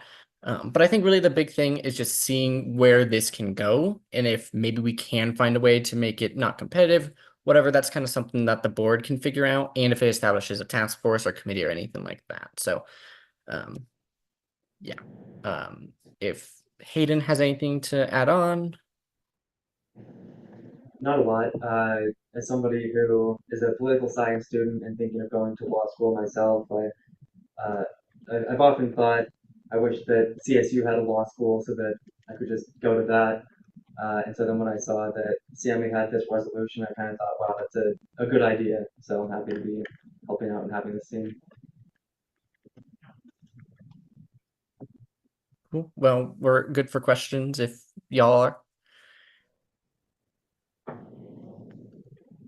Okay, I'm just going to explain the process because we have a lot of new people. So this is in its first reading, and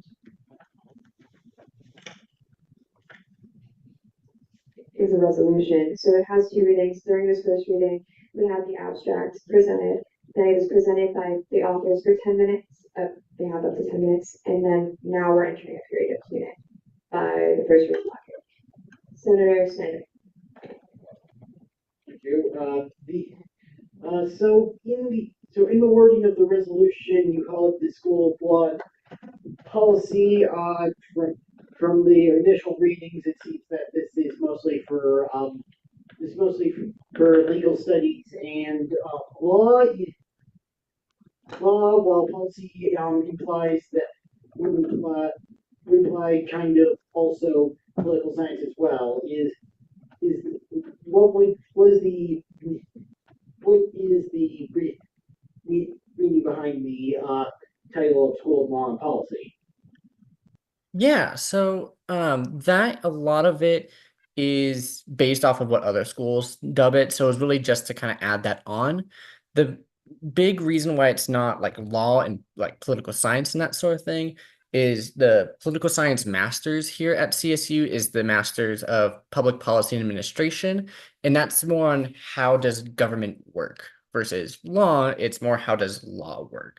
There's a lot of overlap with them, but there is pretty clear separations between the two fields that the master, you couldn't be a practicing lawyer having a master's in public policy. It might be really good for depending on certain fields, but for some fields of law, knowing, how the government works and how it's funded and all that isn't really relevant. But in other fields, it is really relevant. So there is a lot of crossover for it, and it was really just given the name because public policy is really important to understanding law, such as case law and that sort of thing. But it would be separate from like just a master's in political science because we already have that. All right. Thank you. I yield. Senator McLaughlin. Do you know of any of our peer universities that currently have a school of law? One more time? Do you know of any peer universities for Colorado State that currently have a school of law and policy or something similar to that? To my understanding, we do not. CSU Pueblo does not have that. And I know the CSU Online does not have that either. So again, this is something that if the board were to be able to take up and decides to establish, this could be that would fill in for both CSU Pueblo and for the Fort Collins campus. Cool, thank you. Chair Davis? Welcome back, Sydney. How actually feasible do you think this is? Like in terms of how much does it cost? How long would it take? How many people would need to be involved with this process and on board and all of that? Like how feasible is it? I think it is, as I kind of said before, it is feasible as long as people are engaged. And I think that there is definitely a basis for folks to be engaged on this, especially for folks who are very interested in law. A lot of folks, the folks that I talked to said, I'd love to go to law school here, but I can't afford it. I have to move out to Wyoming or whether the state. And so I think it is very possible, but it is a long-term project, kind of as I said. And for a lot of folks I've talked about, there's a lot of, well, I don't get to see the impact of it right away, so there's issues there. But I think if this is something that students advocate for, the real work really goes to the board and kind of figuring out who is assigned to their task force or committee. And I use those interchangeably because they've used those interchangeably, kind of how they do their searches. So giving them freedom to call it whatever they want. But it's really kind of the work of the board. I do believe in the resolution, it calls for the board to give ASCSU an update by the end of the semester. To be like, hey, is this something that you are interested in doing? Is this something that you are doing? And they would really set up the framework. So I hope that answers your question. It did. And then my other question, kind of going off of that is, what would you say to concerns, or do you have concerns around a lack of engagement due to CSU's reputation and history as a more agricultural and animal sciences-based school? Yeah, I think there could be a lot of concern there. And I think that would be something that the board could consider when they are reviewing it is, do students want this? But I think it's an important conversation starter. And since we haven't had, I don't think the conversation's really been taken seriously. And hopefully with this resolution, it can start building a little bit more momentum rather than just kind of being, a dream or a fever dream of someone. It's like, yeah, it'd be nice, but that's not reality, so it's the hope that this resolution starts those conversations. So yeah. Thank you. Are there any other questions on this piece of legislation? Seeing none, this will be sent to University Affairs and Internal Affairs. We'll now be moving on to Lex 5408, the Bylaw Transparency Act. Hey, Sammy, love you. Bye, y'all. I'm sorry. 5408.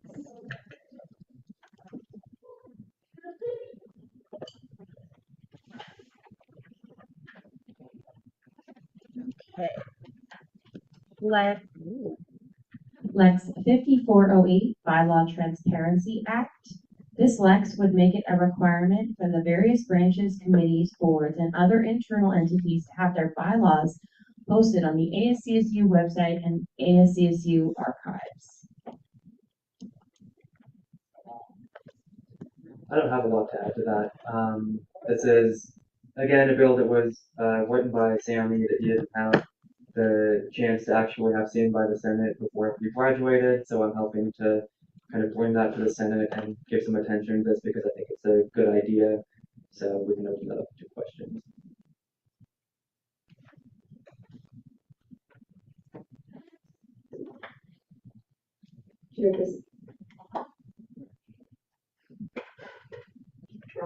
Okay.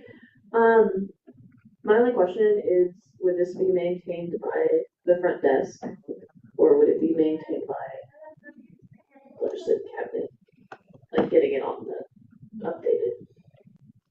I think that, yeah, that falls, I think, under the job descriptions of the parliamentarian to keep some of that stuff updated, as well as the front desk. It would be kind of jointly both of them. We can look at specifying that in a committee if you want to. Okay, cool. I have one time. Are there any other questions? Seeing none, this will be sent to Internal Affairs and DEI. We'll now be moving into Lex 5409, the Internship Transparency Act.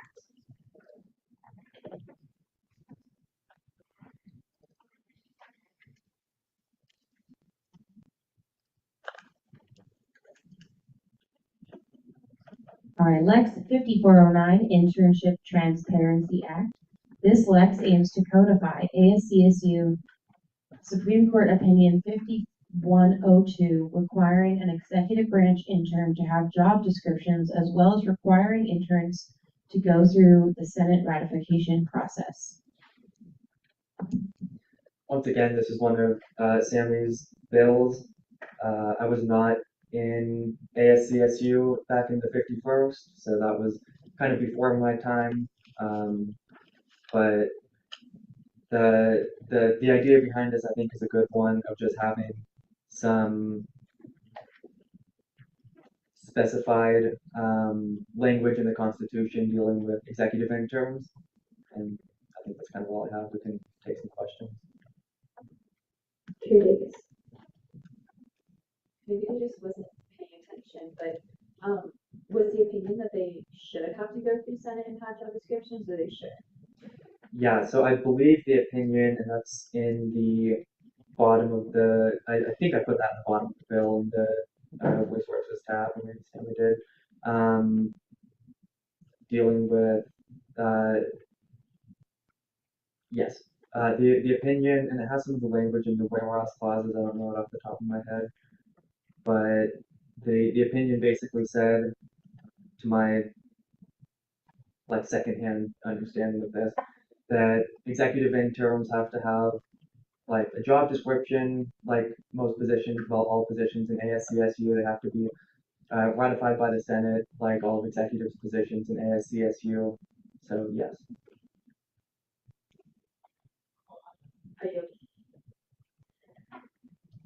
Senator Isaacs. How would intern applications be made accessible and transparent? So this is not changing anything with like the applications of internships. That would still, I believe, stay the same, or at least that would be up to the discretion of the executive, how they want to have people apply to that. If that makes sense. Can I ask another question? Yeah. Since this was a Supreme Court decision, is the fact that interns have to be ratified in front of Senate, is that set in stone? No. So this is kind of a funny little thing with ASCSU. Supreme Court opinions will only be binding for 2 years. And so that is not now a binding opinion. So this legislation is aiming to just kind of institute that once again, because in the last couple of years we've seen a big increase in the use of executive interns, and we think that the process outlined in the Supreme Court opinion is beneficial, because when they issued that opinion, we kind of didn't use interns a lot, and back in the 52nd, I don't know if they had any, or at least they didn't use them as much as they do now. And so that because we have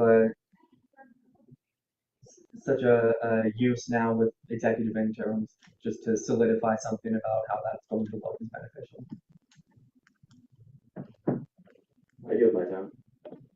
Thank you, Chair Brisky. What is the, I'm sorry, I feel like I should know this, but what is the timeline for interns? Like, when are they chosen as far as the executive branch? I don't honestly know that. Okay. But yeah. Senator Isaacs, as a previous intern, can you clarify a little bit about what the internship process is like? Interns, you can literally just walk into the executive office and ask to be an intern at any point, and just talk to anyone, and then you're an intern. That's how it works, right?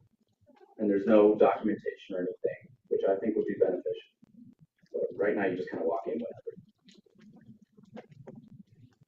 For a point of clarification, I know that our deputy chief of staff is working on making an application process that will be going through Handshake that opens at there will be an established timeline just because that has not historically been the case.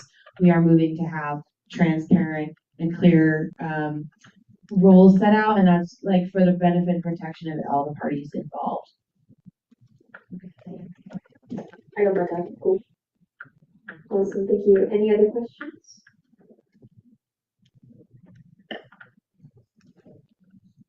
Seeing none, this will be going to internal affairs. We'll now be moving into old business, starting with Lex 5410, the election flex.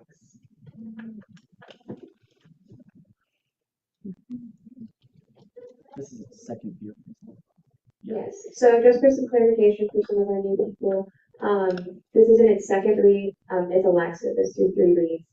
Essentially, we're gonna, once again, present the abstract. If there were any edits made, the edits will be presented by the committees they were made at, and then we'll be entering a period of discussion and debate. And then we'll vote, and then it'll be sent out to additional committees. All right, Lex 5410, elections Lex. This Lex aims to codify and expand upon Supreme Court Opinion 5302 in the ASCSU Constitution.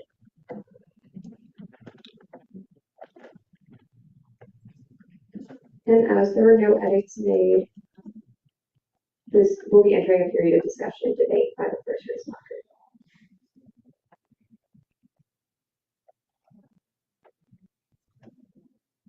Chair Davis. Motion to previous question.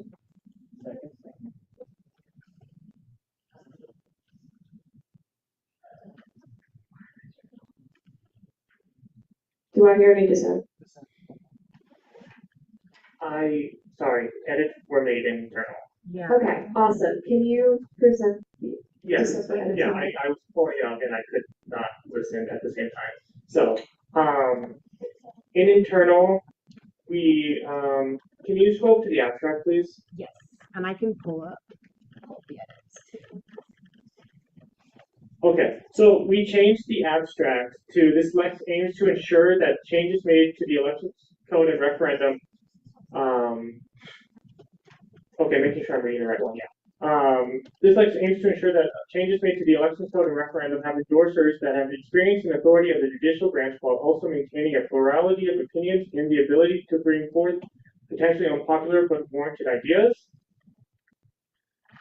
And then in the first therefore clause, we removed or quote, or at least 2 members of the judicial branch of the Associated Students of Colorado State University, end quote. And I believe that was it. Sorry. Wait. Thank you. Peter, do you approve of these edits? I do. Awesome. Re-entering a period of discussion debate. Does anyone else have anything else they'd like to add? Seeing none, we'll be exiting the period of discussion debate. We'll be entering a period of voting. I would entertain a motion. Thank you. Senator Nancy. Motion to vote on this with voice call. Do I hear a second? Awesome. All those in favor say aye. Aye. All those opposed say nay. Any abstentions? With that, the ayes have it. This will be going to DEI. Point Oregon, that was the motion of how to do the voting, not of voting on the legislation itself. Moving backwards. We're voting in the way that we said we're voting. All those in favor of passing this legislation forward, say aye. Aye. All those opposed say nay. Any abstentions? With that, this once again will be sent to DEI. I want to really quick clarify that when we do, if you're doing a motion and you want it to be done by unanimous consent, you have to do a motion to do something by unanimous consent. If you don't say that, then we don't do the, is there any dissent, blah, blah, blah, blah, blah. So default is a voice vote unless specified otherwise. Voting on legislation? like in general, like if you want to do things by unanimous consent, you have to specify that you want to do something by unanimous consent. Just a motion having a second alone does not move you to, is there any dissent? Because it has to be specified that you want the vote to be done by unanimous consent. Does that make sense? We've done it a few times where I let it go. So I don't think that's totally the case actually. So when we do voting, if something, and it's kind of up to the discretion of the chair at that time, if something just kind of seems like it's going to pass unanimously, then you don't have to do the whole lawn thing. You can just do unanimous consent, and then if somebody does dissent to that, then you can dissent and do like a voice vote or something else.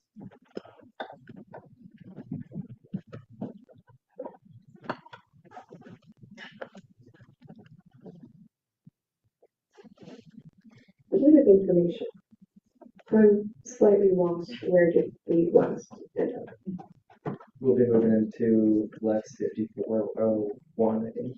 Awesome. Lex 5401, creation of a Senate Public Relations Officer. This is in its third read, so this will be the final passage. The abstract again will be read, and then there will be the presentation of any edits made, followed by a period of discussion and debate, and then voting. Though the bylaws do state that within the final passage of legislation, we have to do a roll call vote, so I would strongly entertain not doing roll call votes once we get to it. Cool, yeah. You have 10 minutes.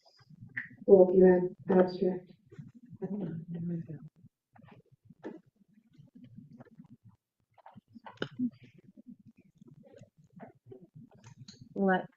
Lex 5401, creation of an ASCSU Senate Public Relations Officer. This Lex aims to create, fund, and define an ASCSU Senate Public Relations Officer to manage marketing of the Senate.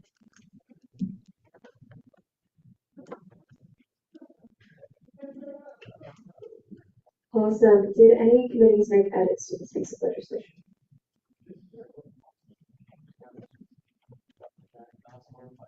Okay, with that, we'll go ahead and enter a period of discussion. Can I quickly jump in? I have a quick edit I'd like to make.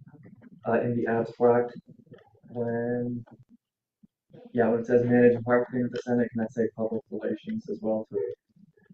Marketing of the Senate and public relations? Maybe marketing and public relations of the Senate. Can I take away the capitalization? Yes.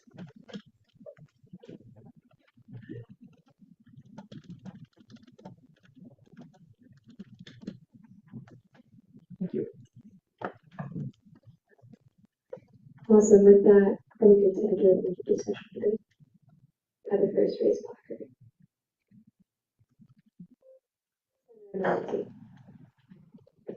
I'm pretty sure we just want to.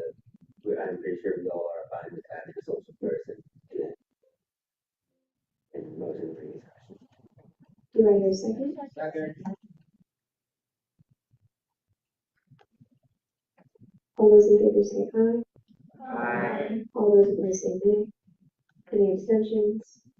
With that, we'll be moving into a period of voting. Senator Mounty.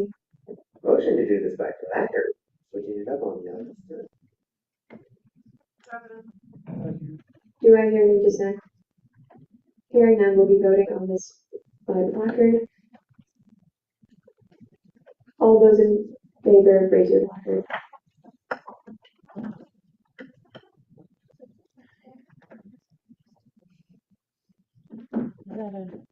Is that up or down? Just for clarification, associates can't vote unless their senator is missing. Okay, just wanted to double check.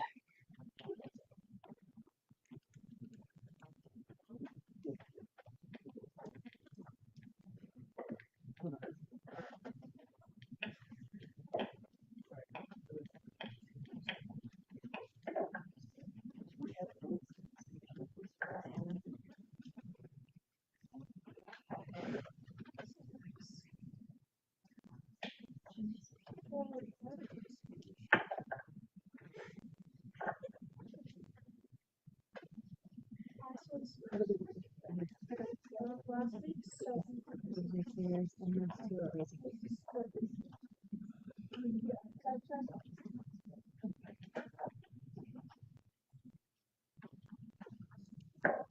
Thank you. You can go ahead and put your placards down. All those opposed, raise your placard. Any abstentions? Okay, with a vote of 20 to 0 to 1, this passes. We'll now be entering Lex 5402, amending an inconsistency for timing of a presidential veto in the ASCSU Constitution. Oh my goodness, I forgot to send it out. Wait, no, this is the final reading. I did say this in my bad. Lex 5402, amending an inconsistency for timing of a presidential veto in the ASCSU Constitution. This Lex aims to address an inconsistency in the ASCSU Constitution of the period of time after which a bill is considered vetoed. Thank you. Were there any edits made in any committees? Seeing none, we'll be entering a 10-minute period of discussion debate by the first raised placard.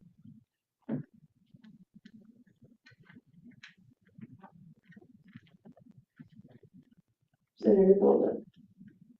I move the previous question. Do I hear a second? Do I hear any dissent? Hearing none, we'll be entering the period of voting.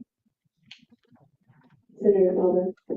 Motion at this time being unanimous consent because we're not in the placard again. Senator. Do I hear any dissent?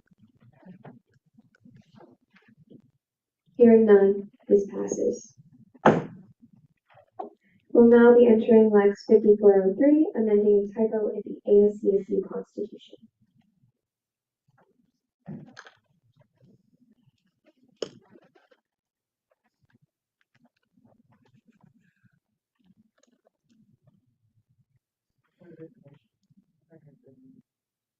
This is in its final passage.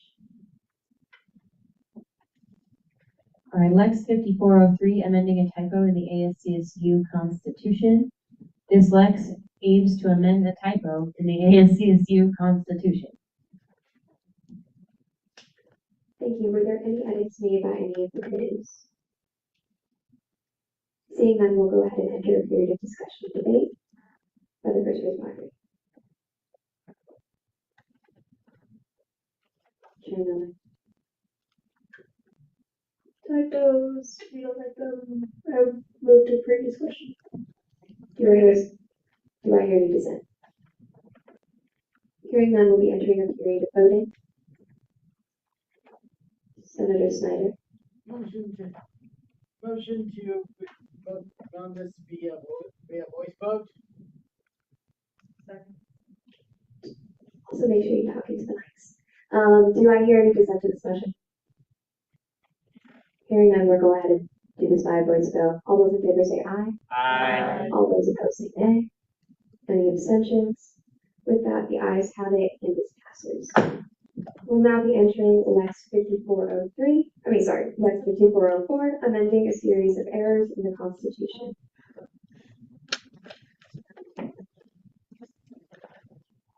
All right, Lex 5404, amending a series of errors in the Constitution. This bill aims to make the Constitution easier to understand by removing grammatical issues, inconsistencies, redundancies, etc. No irony there at all. Thank you. Were there any edits made by any of the committees to this piece of legislation? Seeing none, we'll go ahead and enter a period of discussion debate by the first raised placard. Senator Monti. Errors, typos, inconsistencies. Motion to the previous question. Do I hear a second? Second. All those, I'm sorry. Do I hear any dissent? Hearing none, we'll go ahead and enter a period of voting. Senator Monti. Motion by voice call. I am just doing it to show you all the options. Do I hear a second? Do I hear any dissent? Hearing none, we'll do this by voice call.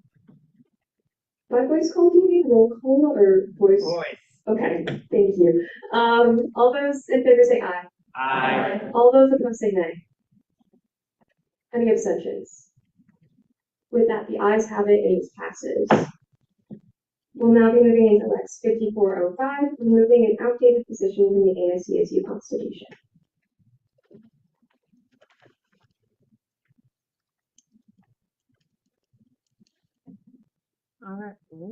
All right, Lex 5405, removing an outdated position from the ASCSU Constitution. This Lex aims to remove an outdated position from the ASCSU Constitution. Were there any edits made by any of the committees? Seeing none, we'll be entering a period of discussion debate by the first read blocker. Chair Davis. I think it would be really cool if we had someone called the controller. But I'd like to motion the previous question. Do I hear a second? Second. Do I hear any dissent? Hearing none, we'll enter a period of voting. Chair Davis. Motion to approve this with unanimous consent. Do I hear any dissent? Hearing none, this passes. We'll now be entering Lex 5406, amending the timing of the vote of confidence.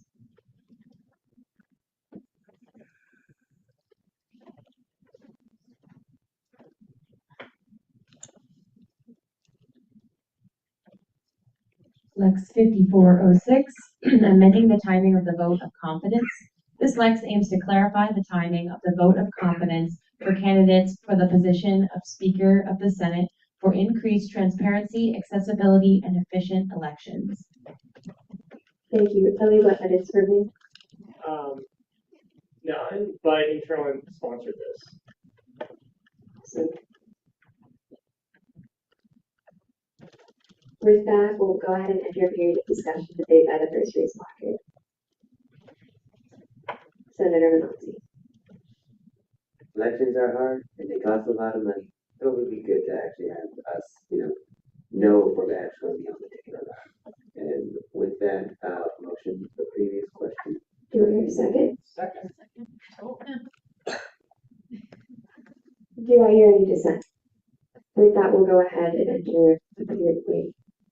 Do we just vote? Yes, we'll enter a period of voting. Senator Chair Davis. Motion to approve this with unanimous consent. Do I hear any dissent? Hearing none, this passes. We'll now be moving into Lex 5411, making ASCSU elections more accessible for students.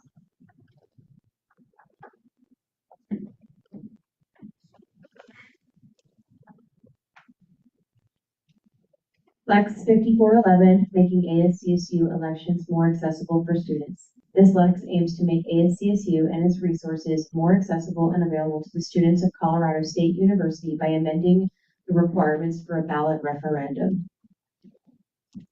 Thank you. Chair Lutz, were there any edits made to this legislation? Yes. On the first, therefore, what's it called? Clause or whatever. I don't know. We changed the number from 1,200, I believe, or 1,000 to 750 students. Hayden, do you approve of this edit?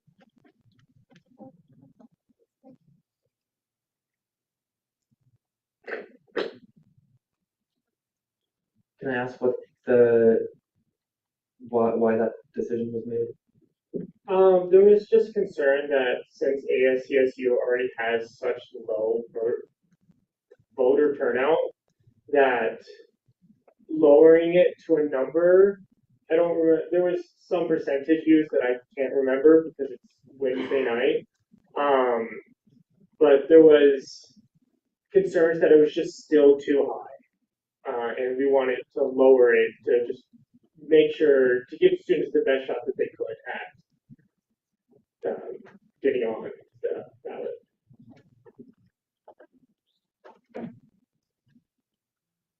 And so then it would be 750?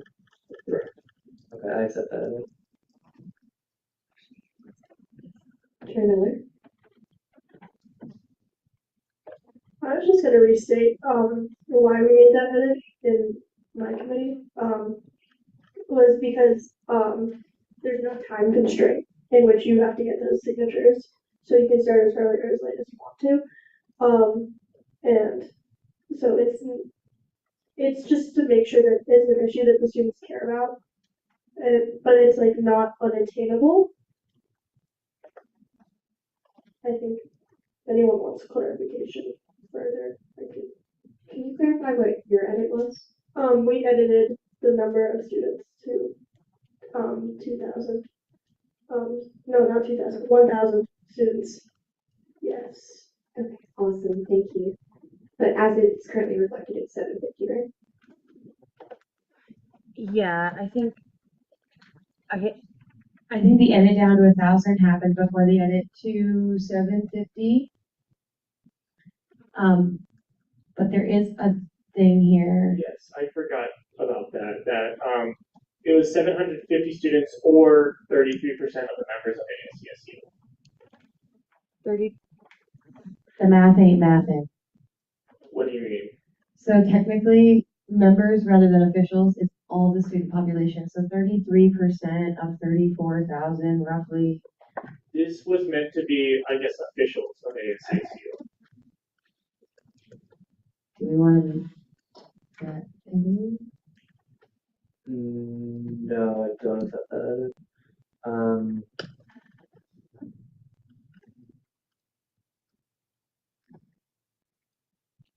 I think it was just to give context, another avenue for students to go down. That's all I think it was.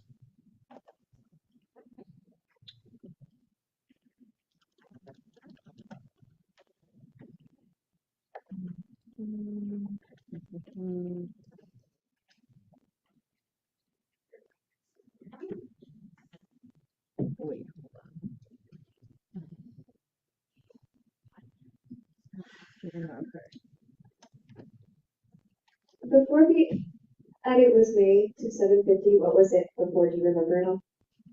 I believe the edit to 1,000 was made. Okay, thank you. Yeah, I remember having trouble formatting it, yes.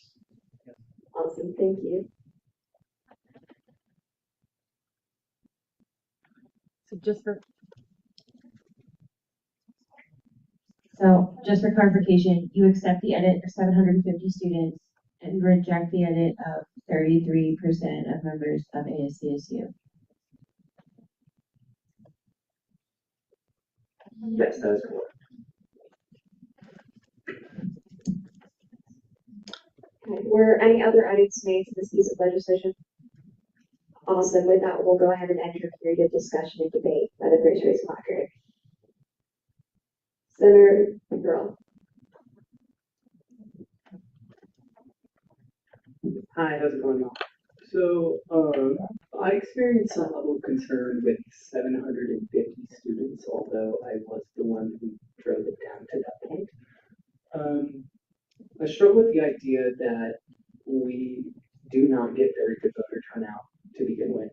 I think it was 15.6% in this last election, which is not a very large population of our students. And so one of the things I worry about is if we set it to 750, while there's no time limit on it, it doesn't seem particularly attainable to me.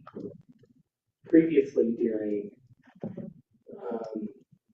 tabling for the Warner College Council, we got about 10 people in the course of 4 hours. It would require quite an aggressive level of approaching students and able to obtain 2,000 or 1,000 or 750. I personally think maybe sub 500 would be more feasible for both the election manager and students and any senator who thinks that might be necessary to bring a referendum or an amendment to set a referendum.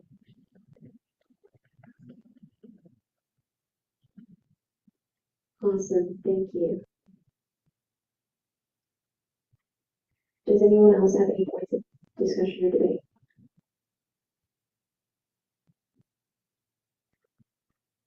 With that, we'll be entering a period of voting. Wait, right? Yes. We'll be entering a period of voting by voice. All those in favor say aye. All those opposed, yes, please. I'd like a point of information. Are we voting on it as it's currently written with the 750? Yeah, so as there were no other points of discussion, there was no motion to enter committee of the whole or anything to edit this piece of legislation or motion on behalf of the author to edit it to anything else. It was the end of the discussion, and then we'd move into voting. Okay, question for the room. Do we want to enter a committee to discuss this? Or I feel like there was a lot of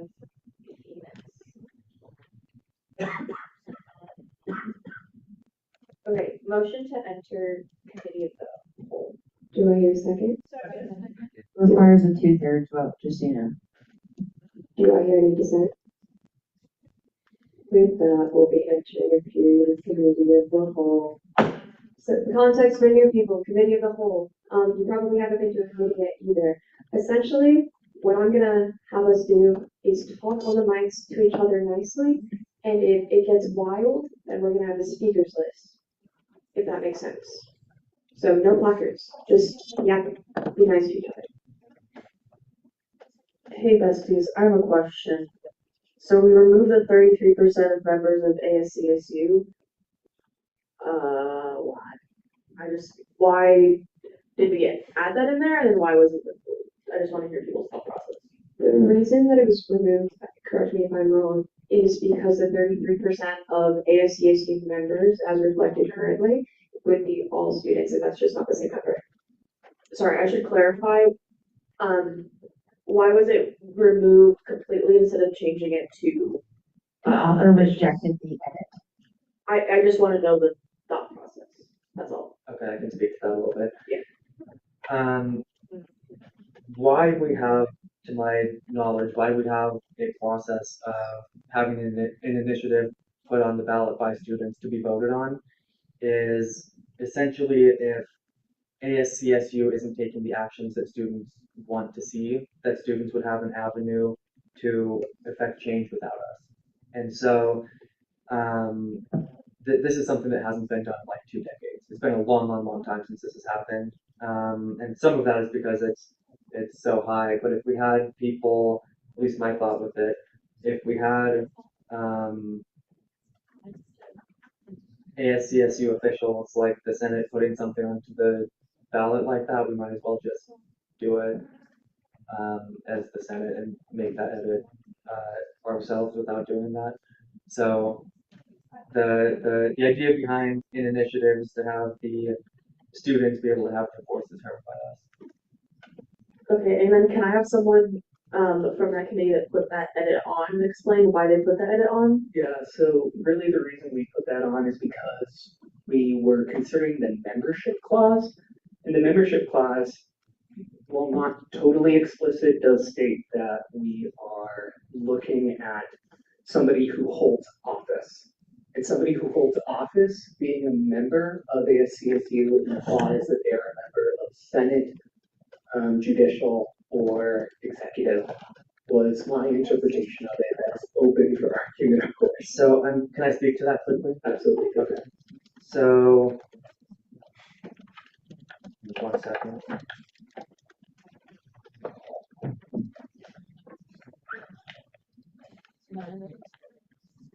I would direct you to the ASCSU Constitution.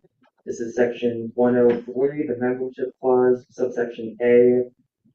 Each individual taking at least 1 credit, or as a candidate for a doctoral degree at CSU shall be considered a member of ASCSU.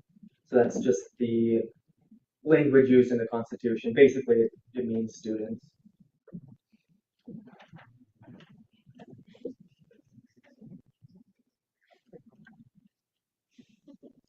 Claire, do you have anything to retort that at all? The way I interpret it is within section B and C, it more so mentions people within those roles not being just the paying students, but in fact being, let's see, it does reflect, excuse me, does explicitly refer to senators and associate senators may serve as chair of committees, as well as constitutions as per their role in the organization. But I do see how that could be decided as per their role in the institution, that being their role as students. So, from what I've been hearing, we may or may not need a court opinion on this. Officials and members, it is clear. If you act in official capacity of ASCSU, that makes you an official, whether you're a senator, a chair, blah, blah, blah, blah, blah. A member is literally anyone, any student. Yeah, so then section 104 of the Constitution is the officials clause, which outlines that. I agree. I agree. Thank you. I guess I'm just a little lost in the sauce, but I guess I don't understand why we would need the members of the ASU part of it, because like as a ASCSU member, don't you have the ability to write a bill, which would be the same thing? I think there's an important distinction here. I'm going to talk and have an opinion for a second because we're in committee. So the idea, we can enact legislation, but we don't really, as far as I know, have a mechanism to put something on the ballot for the students to vote on other than just gathering signatures and doing a referendum. So I like the idea of there being more than one avenue so that if we wanted to say take something up that's controversial and not do it in this space as a piece of legislation, we could say, let the students decide and put it on the ballot. Madeline, can I sit down for a second and then Yeah. If a student is a official of ASCSU, could they not also go towards that initial count of that 750 or whatever number we land on? Also, we can motion things. Remember motions, guys. So I feel like we could. There's still it's the same avenue. It's just kind of a shortcut kind of thing, you know? Can I motion? Yeah. Oh, I don't know what I'm asking actually. Can I motion to then having it? I'd like to stand back up and then she just has to write it down. Okay. Because I feel like if a constituent is coming to us and is like, hey, we need to put this on the ballot, we can like put it through with 33% of the members. I feel like that gives it another avenue to make this it better. So can I motion to add it back in the 33% of members of ASCSU instead of members having it be officials? Is that something you'd be open to? A second. So what I would suggest with this then is maybe looking at so this kind of goes beyond, I think, the scope of the intent of this, at least as it stands. And so what I would suggest with this is maybe we look at adding on to the way that elections function in the Constitution, in the elections code, to add that as like its own separate thing. So like in the state of Colorado, as just an example, we have in elections, the legislature can put some things on the ballot and then citizens put stuff on the ballot too. And so I think that I've often thought this too, if we can have a way of doing that with ASCSU also, that would be good. So I think that that's something that we can look at, but that might not be a now discussion.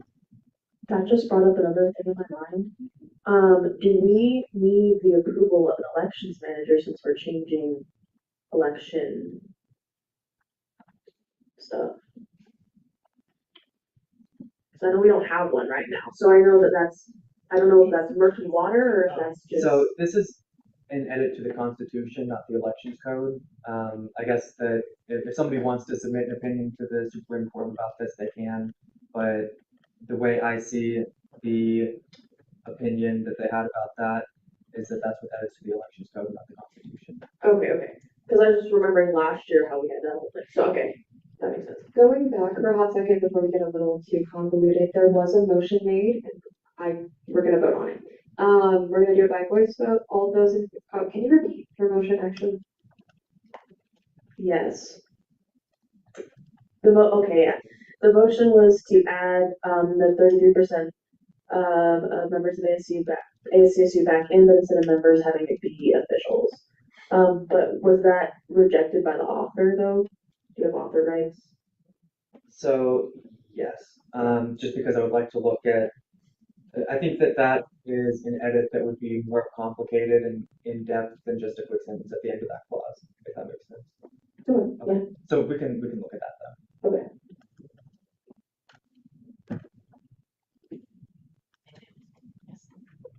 No, I get it. It just doesn't make sense to me conceptually. Okay. Does anyone else have any other motions, points of conversation, et cetera, et cetera? Just a point of conversation. I just did the math, 750 students, so like 2.25% of the population. I don't think that Senate should have to vote after that because if you can't get that many votes, I mean, that many signed petitions, then I don't think Senate has the ability to be able to vote. Jim, Miller, you don't have to raise your mic.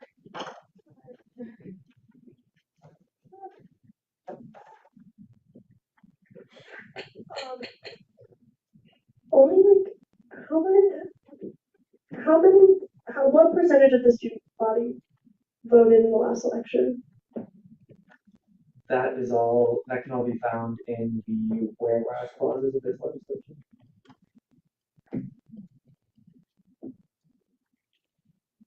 Potentially, at the risk of sounding slightly impartial, Senator Pickerel did make the point earlier that it is hard to petition for large numbers like that. That's something to keep into consideration.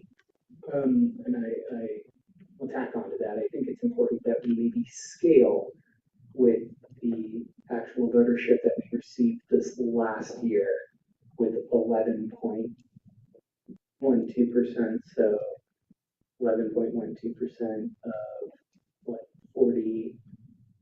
34,000. Is that what we agreed upon earlier this evening? Roughly. For the number of students, roughly. So 3740.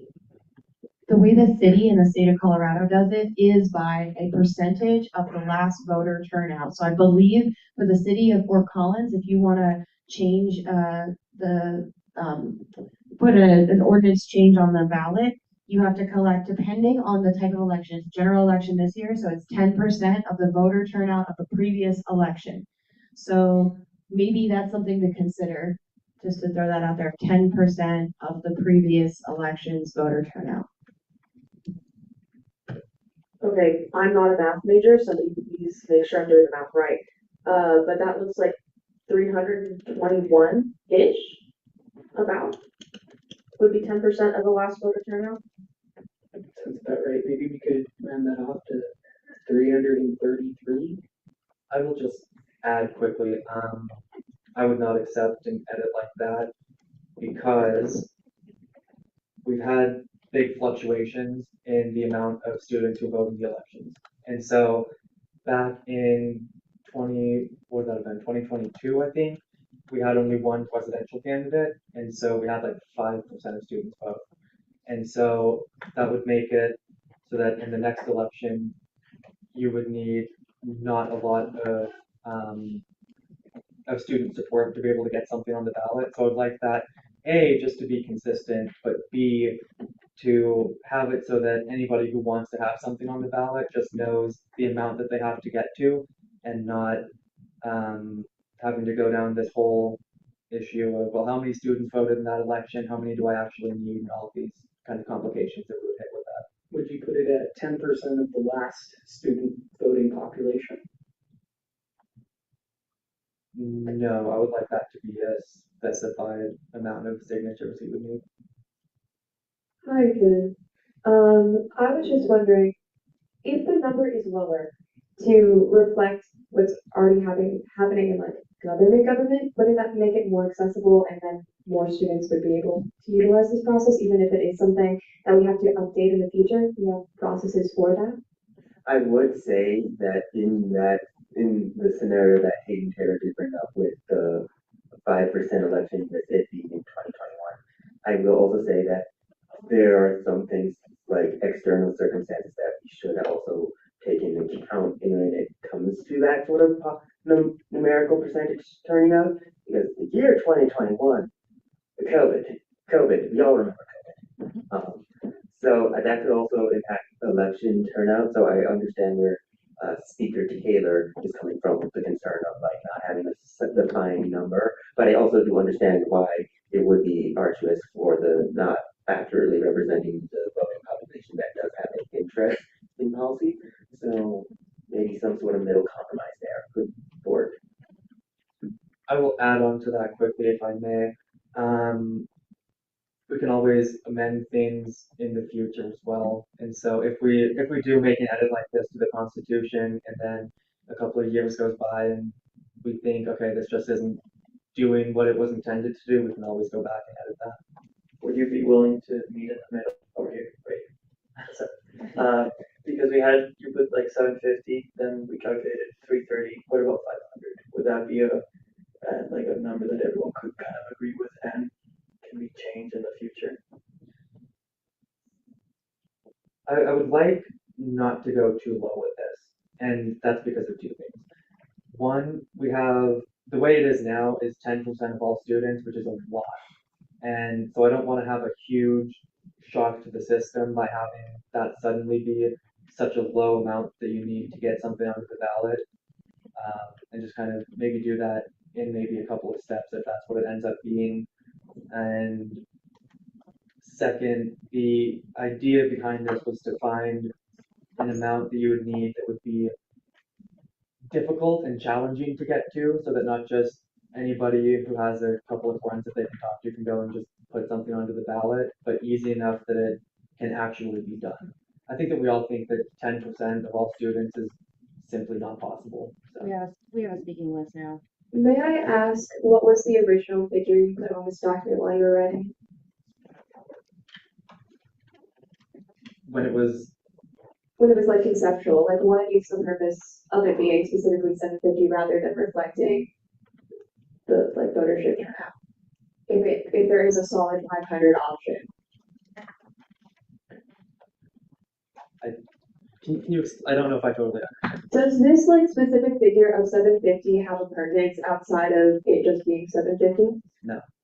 So why does it have to be 750 and why can't it be 500? Would you accept any other figures than 750? Okay, to be totally honest, I was kind of thinking of not accepting 750 to begin with. Because that's going, I think, a little bit low. Just looking at the last couple of elections and amounts of votes that have been cast and amounts of votes that I've gotten myself, I think that going too low might have some issues.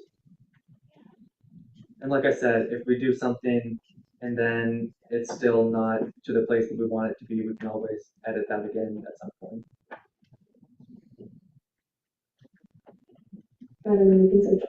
Hayden, I'd like to clarify, I love and appreciate your legislation and everything you do here.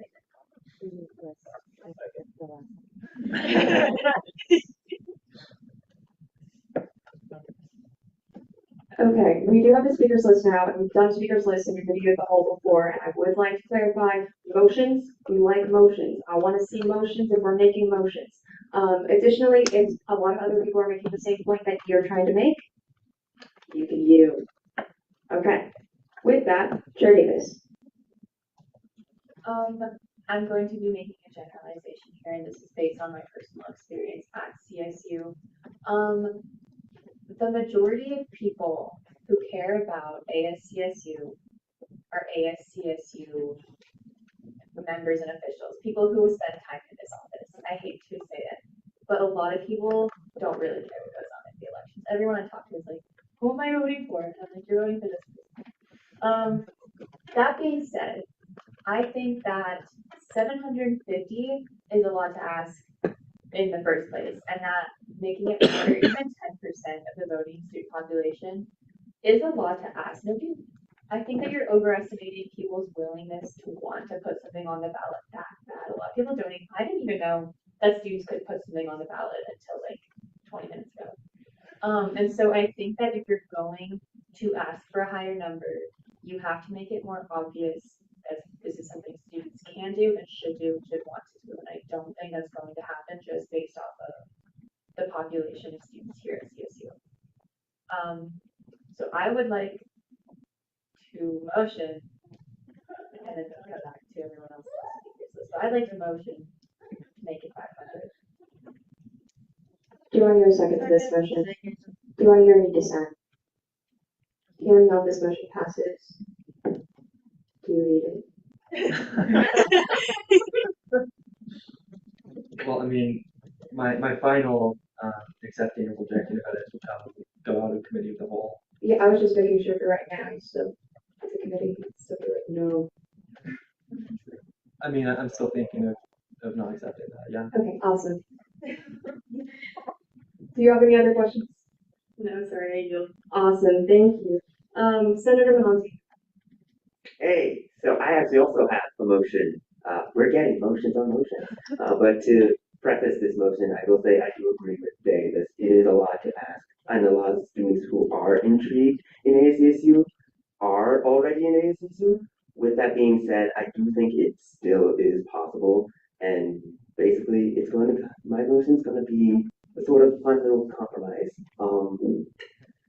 I am going to motion that it reflects the current number stated, which I believe is 500.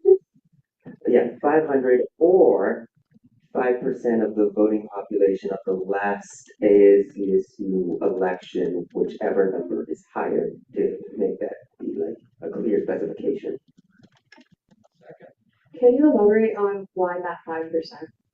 Because I feel like if a 5% is a solid amount, a 5%, it's like a number that's capable of fluctuation in the event that it is higher than 700.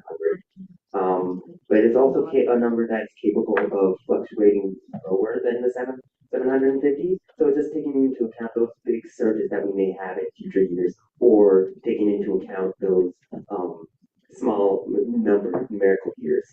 I just chose 5% because I thought it was a good number. Whichever number is bigger or smaller? It's whichever number is higher. We are operating with the speakers list now. Anyways, does everyone kind of understand what this additional motion would be adding? Nods, thumbs ups. Election voter turnout. Okay. With that, do I hear a second to this motion? Do I hear any dissent? Hearing none, this motion passes. Point of clarification or information? Sure. One of them. Would that make the previous motion redundant? It would just be adding the 5% thing. Senator Menanti agreed with Davis's. Senator Menanti, correct me if I'm wrong. The original 500 being changed, or the 750 to 500 stays. It's just another thing on top of it. Okay, but wouldn't that also like kind of collide with each other in case it's not 500 pages? Whichever's higher. You can. Senator Menanti. So yeah, basically with this, it's basically setting a minimum, but allowing for there to be, in essence, a exponential maximum, or like, think of it, I like to think of it as like, there is a bar. There's a bar, and like, yeah, it's whichever number's higher. So it would never clash. Gavin, Yeah. as an official numbers person, does this make sense to you? So I'll be honest, I haven't been paying attention. I'm more like, this is your guys' numbers. This ain't money numbers. So, but all in all, Max has been filling me in, and I can say that I somewhat understand what's going on here, even with all the arguing and people negotiating.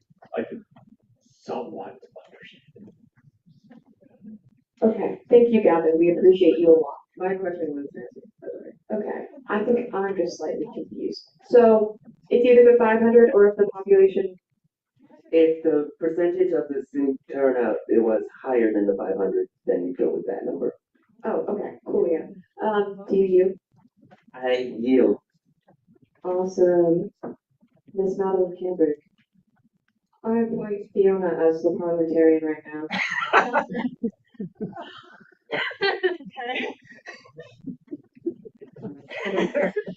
I just want to really quick see by like a show of hands, who here has ever gathered signatures to put something on a ballot, city or state level?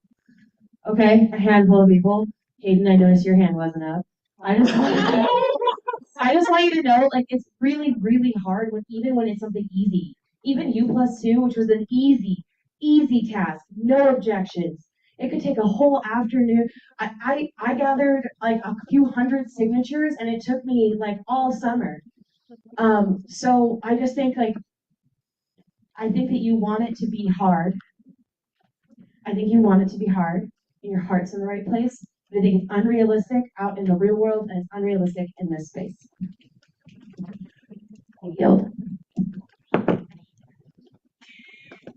Fiona, you can dethrone as parliamentarian. Fire! You still have a speaking list? Yeah, the speaker says.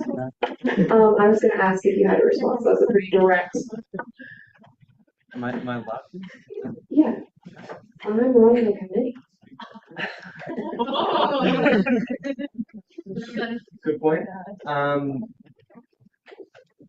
Look, I haven't gotten signatures on specific ballot initiatives, but I've definitely spent my share of time out on the plaza and out in classes and out talking to students to get something done in an election a couple of times now. So I definitely have some experience with doing that, and I think that having something to be challenging is beneficial, especially because it is challenging now. And so I would be hesitant to make such big changes to this. Awesome, thank you. Senator Frisky. Okay. I forgot most of what I was gonna say, but basically, the point that I want to say is that think about when we're in our position right here, we think about our constituents and what they would want. And my thought process is what's the worst that could happen? Something like a stupid bill gets put on or a stupid thing gets put on the elections? Isn't there like certain like standards and regulations for what can be on the ballot? Like, can we? I don't feel like we can just put anything on there, right? Because we have the elections committee. Please. Okay, well, this is brewing. I guess most students don't know that this is an option.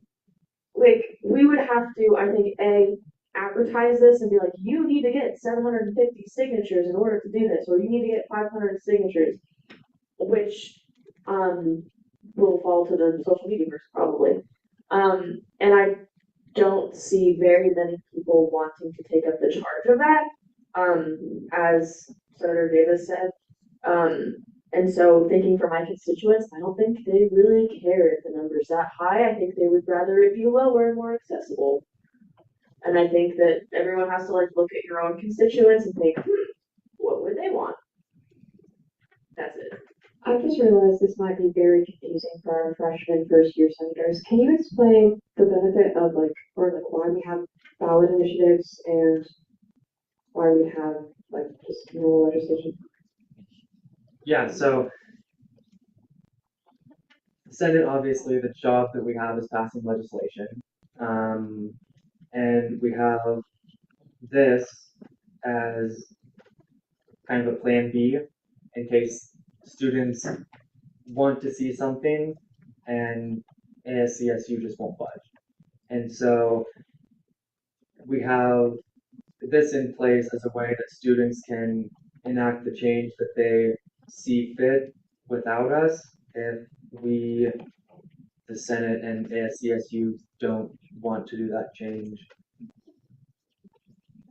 if that makes sense.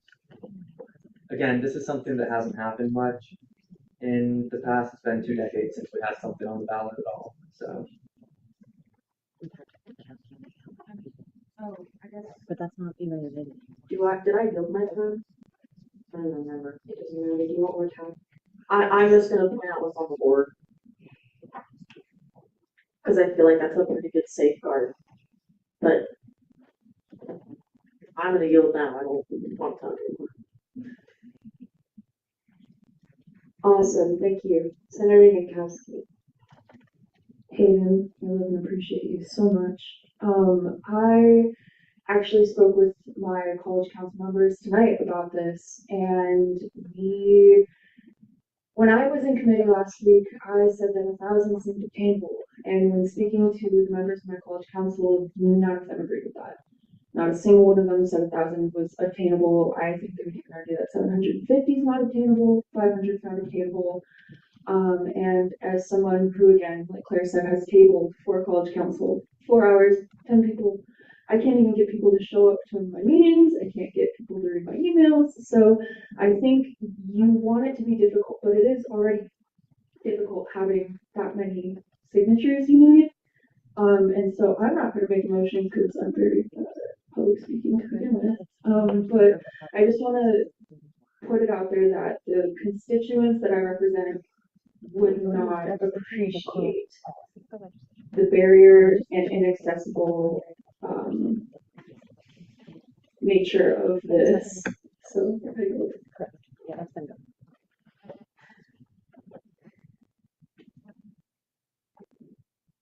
Do you have any response to that? Soon. Cool. Yeah. Okay. Chair Miller.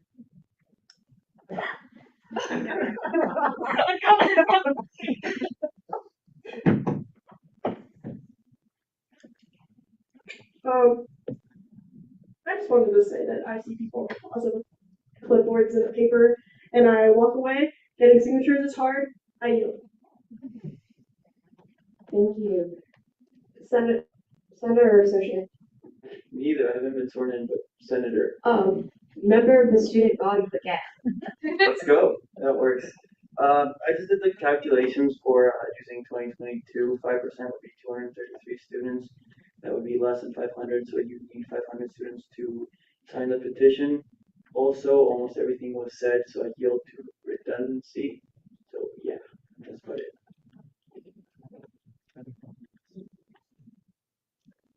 You will have this. Oh, okay.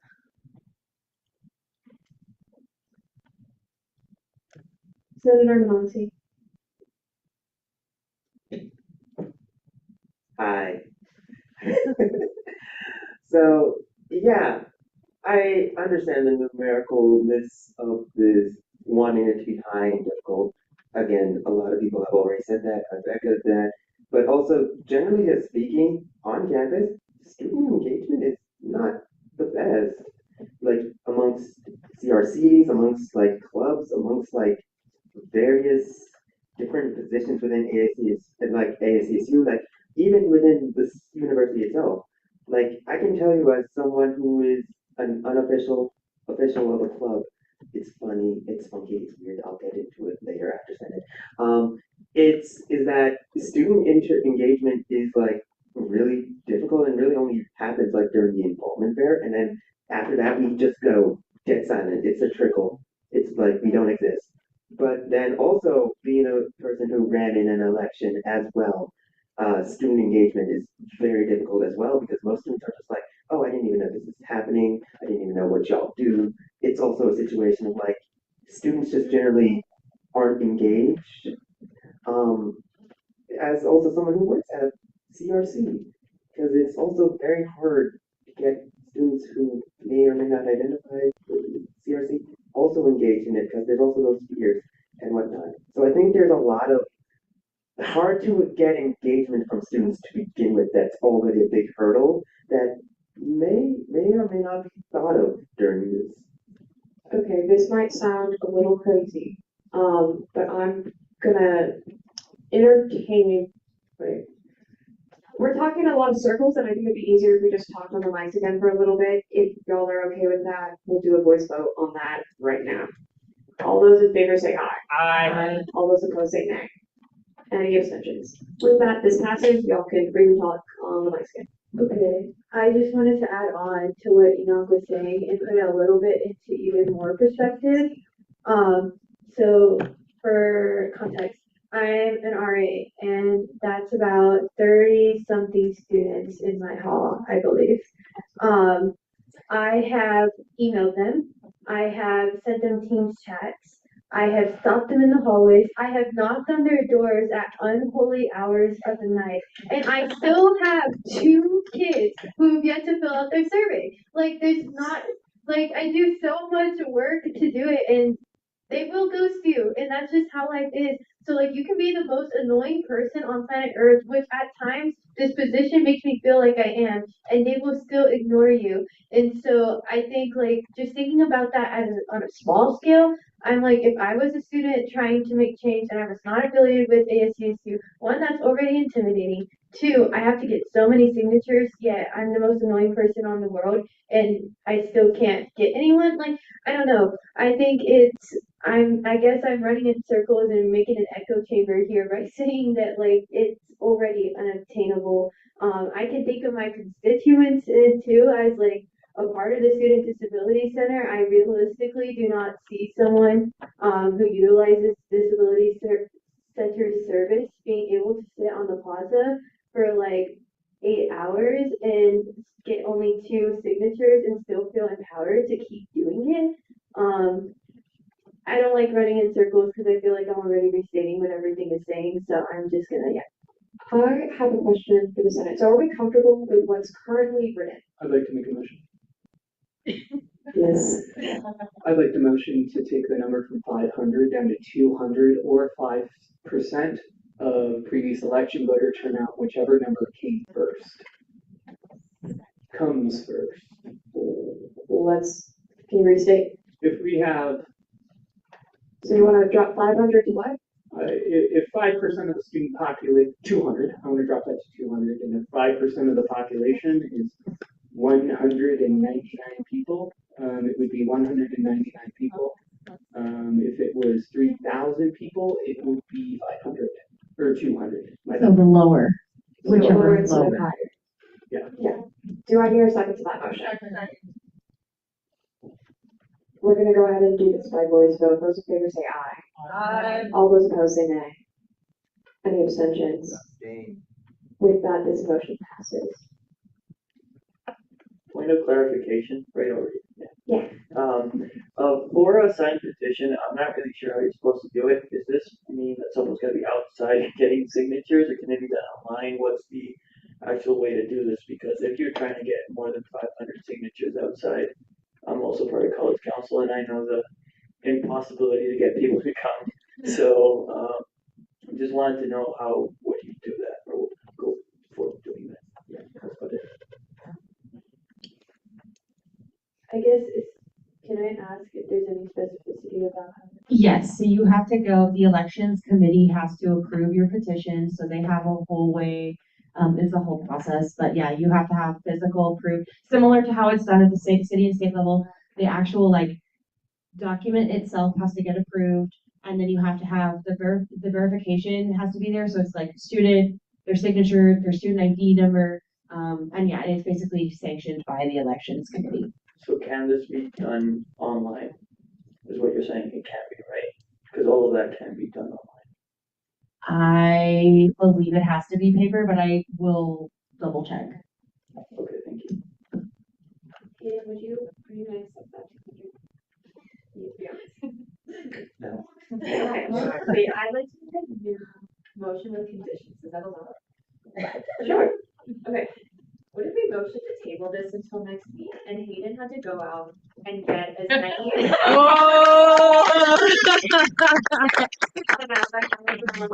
to like actually get something on the bill and see how hard it is.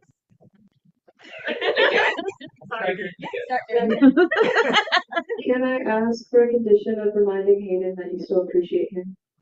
We love you. Is that a thing that's allowed? Okay, so point of order, is this an ad hominem attack? Wrote the bill, he has to expect it. I Okay. I would like to pause the chat for a second. We do need to be incredibly respectful to our authors. We need to be respectful to one another, and anything else will get a glare from me and probably Camber. Can I add a little bit of context? Sure. Okay. So some of what ASCSU has had discussions with in the past, and something that people mentioned quite a bit to me, people in executive mentioned quite a bit to me when I was showing this bill to them, is based on student engagement and who typically gets involved with like elections on campus. And so one of the points that came up quite a bit, and no hate to them at all, but Greek life, so like fraternities and sororities, a lot of those clubs have decent engagement with elections. And a lot of those have decent membership with them. And so some of the, I guess, concern that was mentioned to me is if we make it too low, this one club could kind of just get something on the ballot if they wanted to.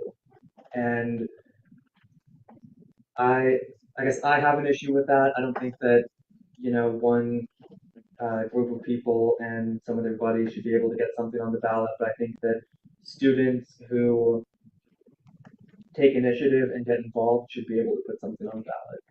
And so that's a lot of what I've been balancing when thinking about how many signatures I think should be needed to get something on the ballot.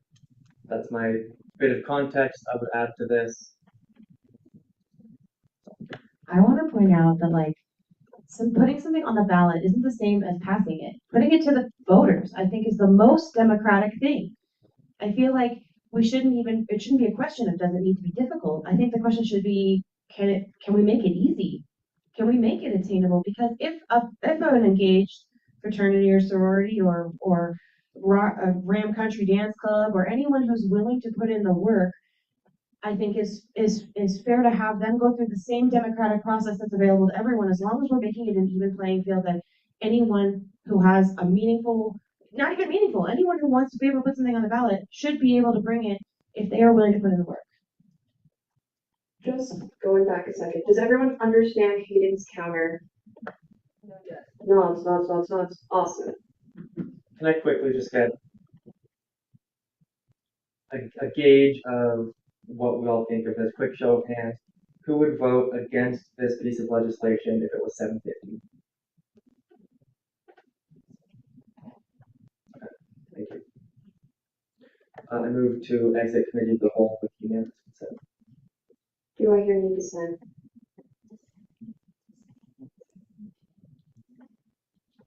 Hearing dissent, we'll vote on this by voice. All those in favor say aye. I'm exiting. Sorry, can I vote? Sure. Aye. All those opposed? Okay. Any abstentions? Abstain. With that, the nays have it. And we're gonna enter back my record for a second. Chair Davis. And I'm really sorry if that was an ad hominem. I didn't mean to. I just wanted to let you know. Senator Luna. I just want to appreciate what you said, because I hadn't considered the idea of Greek life going crazy and overhauling our elections, but I guess a curious question was, what was your main reservation about doing the proportionality thing, saying that it was 5% of the previous voter population, and then say for instance the elections management team publicizing what that would be. Because I think that that's just too inconsistent. If we have a specific amount that people need, because one of the things when I was looking at this back when I joined the Senate, I thought, I don't know how many students go to CSU, so I have no idea what 10% of that would be. I don't know how much I would need to get that to happen. And if it's something like a percentage of something, that would keep that additional point that might prevent people from getting involved, and something like that would even maybe add on an additional aspect of, well, now somebody needs to find out how many students voted, and then they need to find out how many signatures of that they need to be able to get on the ballot. So that was my main hesitation with that. We do have a timeline. Do you have 2 calendar months from the filing of the original draft? Does that change things?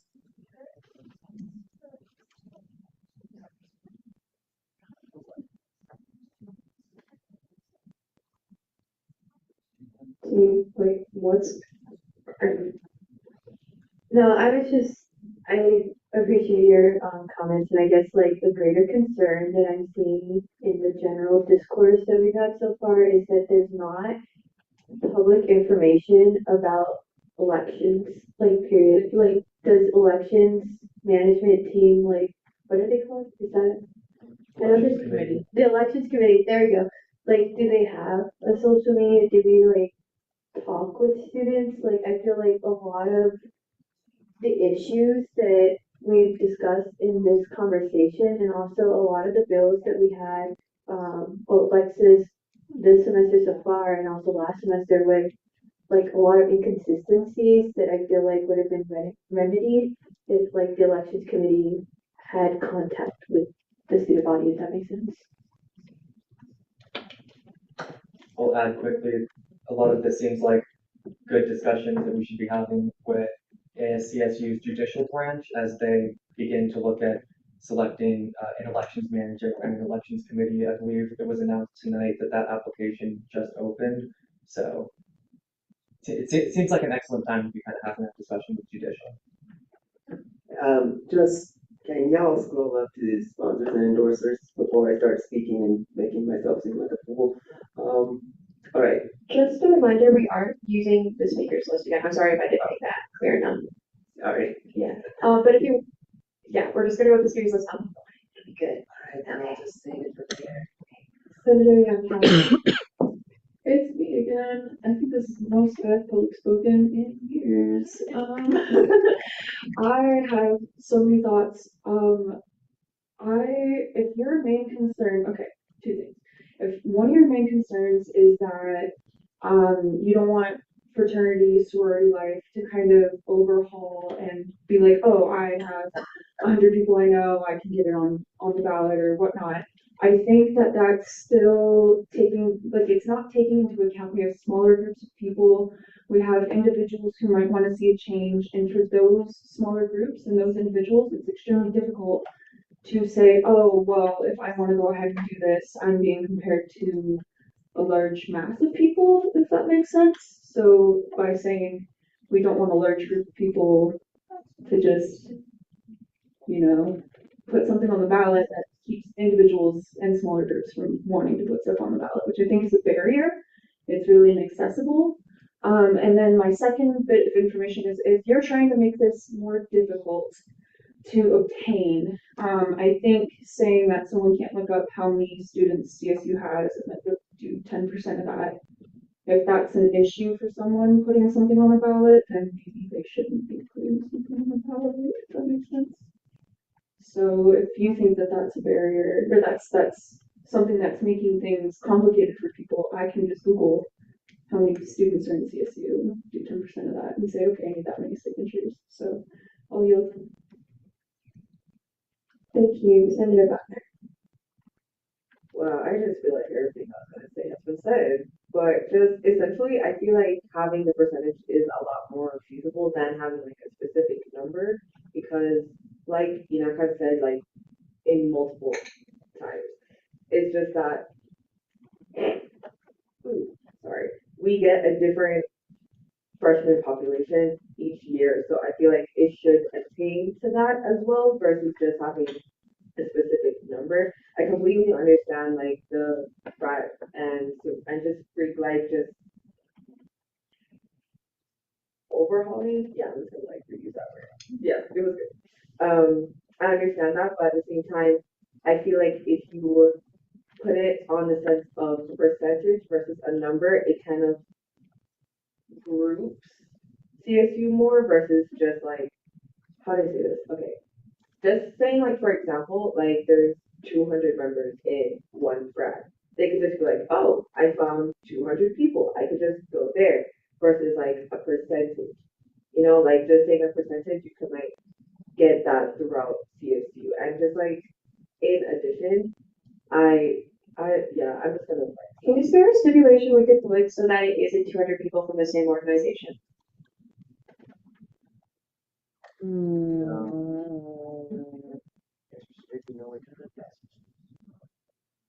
Discriminatory. Yeah, I would be, well, I would not accept that edit because a student is a student and students can be involved in all kinds of things, and something like that would just limit who can do what, I would find. Are there any organizations with 750 students? So is it not the same thing? There are organizations that have more than 200 though. So I don't know, just like what is 750? Well, isn't, or sorry, 500? We're at 200 now. 1,500? We're at 200. 200 or 5% of the previous elections voter turnout, whichever number is lower, is where we're at in committee right now. And Hayden, remind me, is that an edit you would consider? What was the edit? 200 and 5%? No. What's the minimum number you think you'd accept?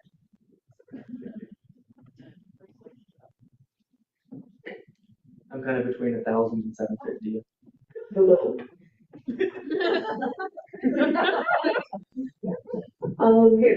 Here, oh, sorry. Was that little mystery? Just like, hello.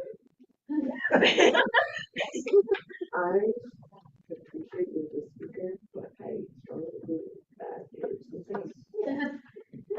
That is just my personal belief. Not saying that what you said was the same, but I just believe that it has insane connotation. But I will just say, again, with having a percentage, it kind of forces whoever is getting these signatures to get like a consensus of all of CSU versus just going directly to a specific like area. Because realistically, you could just go to Creek Life and just like speak to the different presidents and just like get those numbers. Yes. And again, to just reiterate, it is difficult to do that. And I feel like doing that is just like the easy route. And again, like if this is something that you like actually wanted to do, like you put in the effort to like figure out the percentage. It really isn't that. Okay, that's it. Can we also refrain from like ableist language, like saying stuff that's like, yeah, no worries, it's all good. I'm so sorry. I'm so sorry. How many senators? By raise of hand, who disagrees with this like minimum? I mean, yeah, the minimum being 750. Okay, keep that in mind. With that, Senator Green. Hi. First of all, I really do respect you. I have never spoken to you one-on-one before. So hi, I'm Nevaeh. Nice to meet you. Nice to meet you. I want to go home. We all want to go home. I'm sure you want to go home. So I think we've been sitting here talking for an hour, and that got you down to 750. So I'm wondering how much longer we have to be here in order for you to go down to 500. I made a motion a little bit ago to exit committee of the whole, so. You did. That's true. Can we do that again? You can make that motion if you want to. Okay, do you motion? Can I motion to table this for next time? Do you want to hear any dissent? Dissent. I hear dissent. For reference, there's only 3 other people on the speakers list, and I'm pretty sure the next speaker has a motion. Okay.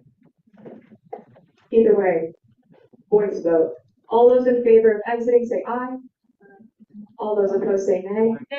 Yeah. What was the motion that was made? Table. The motion was to table so that effectively rebate this bill. Well, I believe what we would have to do is exit committee of the whole and then table until next week. I think so too. Yeah, because we're not in Senate in committee of the whole.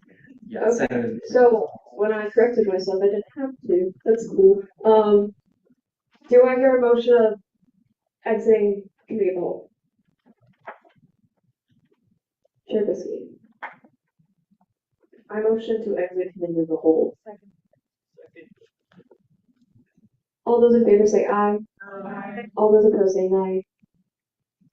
Any abstentions? Same. With that, the ayes have it, and we will be exiting committee of the whole. Now we can hear the motion for table. I would like to motion to potentially return legislation to committees.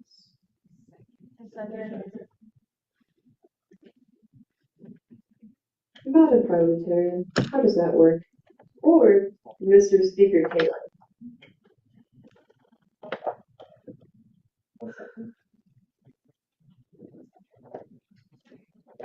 To do that, we need to table it first, and then send it out to committee. Well, once it's tabled, So it's not once- going to committee. If something is tabled, then it would just be basically as though we didn't see it today at all, and it would just be put on the agenda again next week. So is it motioning for a fourth reading? Yeah, seems fair.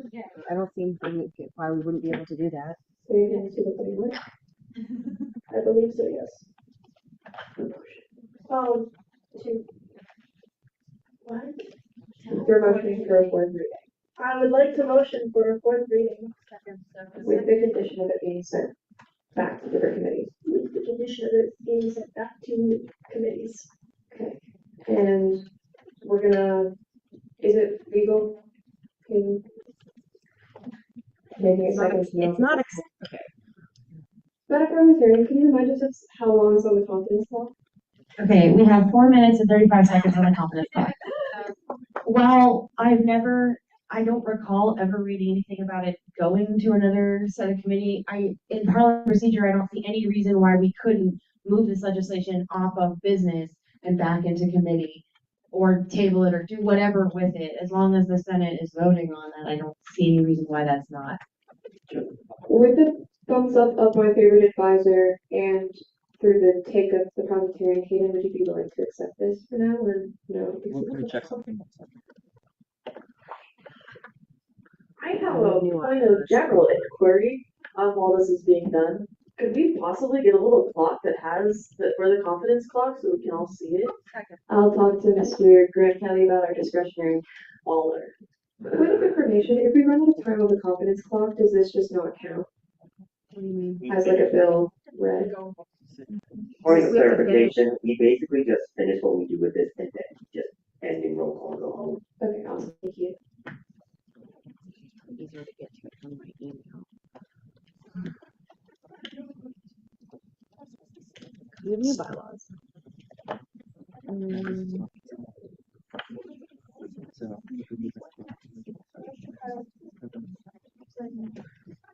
basically nothing is done until next week. So all the edits and stuff on? no. Okay, then just. We can get to that.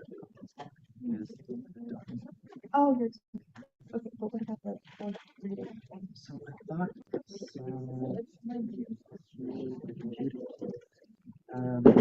Could we just do it in the past before so it's allowed?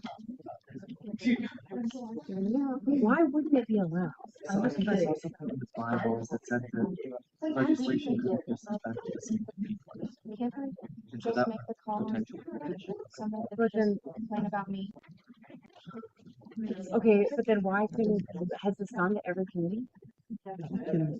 Y'all can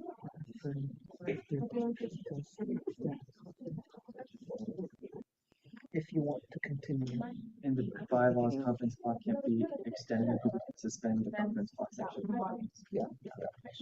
I know in previous Senate sessions they extended. Yeah.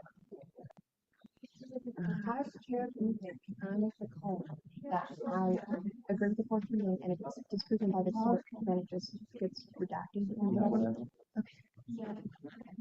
I don't see that. I don't know what part. Like going back to committees. We'll just be in the same situation. We might as well just do it. That's just my opinion. Oh, so then maybe we should do discussion debate about that motion to be able to do a discussion and debate about the motion that's been presented, so we can make the, have a discussion. Howdy, guys. Crazy idea. Crazy idea. So, one thing I could entertain is entering a period of discussion debate to discuss this specific motion. I am not a parliamentarian. Can you explain your thought process? Oh my god. Okay, there's some good points about will it make a difference to go to committee if the author can reject the changes made regardless? And so in the interest of time and efficiency, maybe we should have, and kind of doing it right now, the discussion about whether this is the most effective motion to meet the Senate's goals.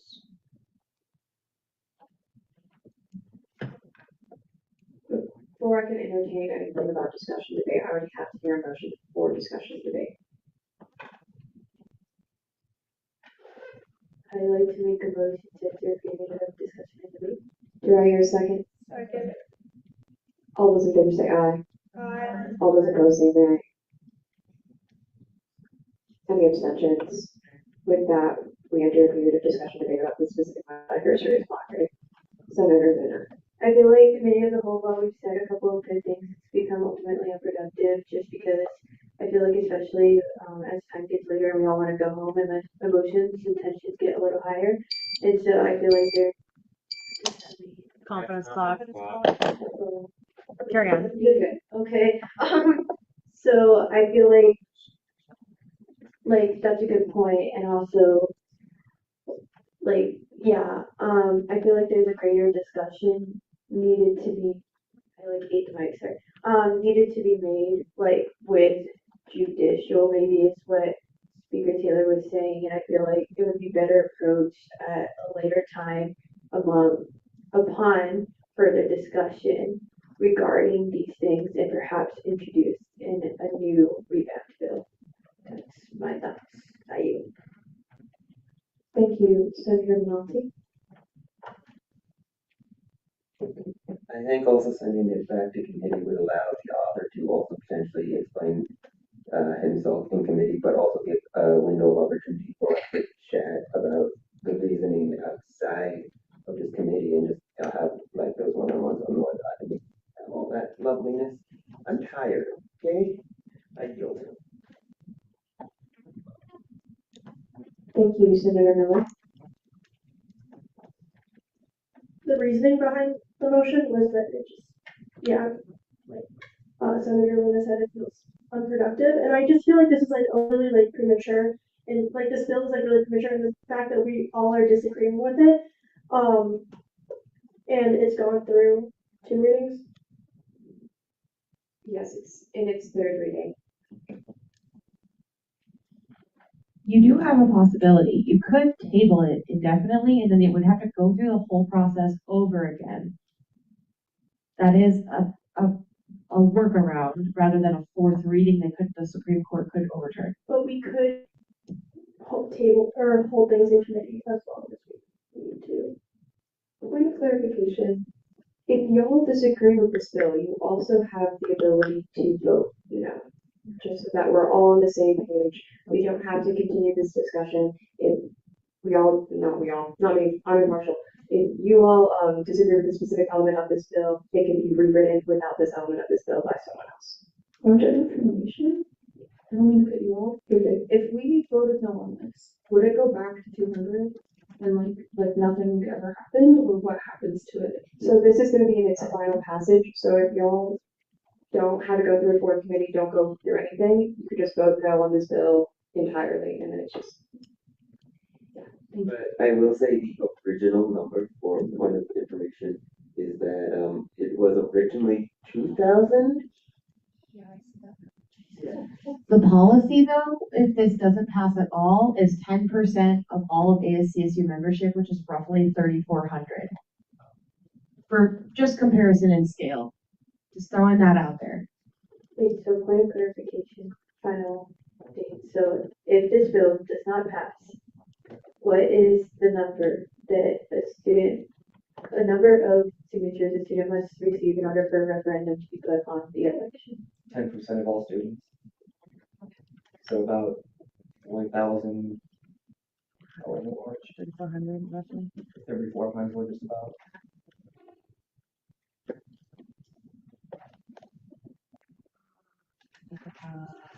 I'm also pro moving into a period of voting and just voting no on it because I don't want to go through the entire process again, but also by doing fourth reading, we're kind of doing it again, sort of. And I don't know, if we're having this disagreement and that gets through the entire process again, it does pretty much the same thing. Whatever people want. How you? Awesome. Senator Pearl. Did Chair Taylor deny the committee of the whole? That is. So we haven't gotten to that yet. Okay, my bad. Sorry. Because I believe we still have discussion and debate on the motion that was made. Yes. 5 minutes. Senator Falba. Hello, everybody. So, of course, if we vote, it's not kind of run the whole game again, but it feels kind of wrong to me if our constituency limbo between that and that. Hey, would you all be amenable to 750 or 5%, whatever is lower? We could always draft a new bill to replace it in the meantime. I just don't want to leave people in limbo between that. Point of information. Well, not really. Well, wait, hold on. I'm browsing. Point of clarification. We don't vote until spring, right? Like this wouldn't really impact anyone until spring. Well, actually, with the elections manager and the elections committee being chosen soon, with them knowing the way that elections will look like potentially. You can call for a special election too if you have a greater number of signatures, I believe. I'm not 100%, but I think that potentially it's not necessarily limited, but it is relevant to time now because what he just mentioned. Did you ask Chair Taylor a question? Or Speaker Taylor? Did you answer? I didn't see it, sorry, but. Wait, what was the question again? Would you be amenable to Oh. 50 or 5%?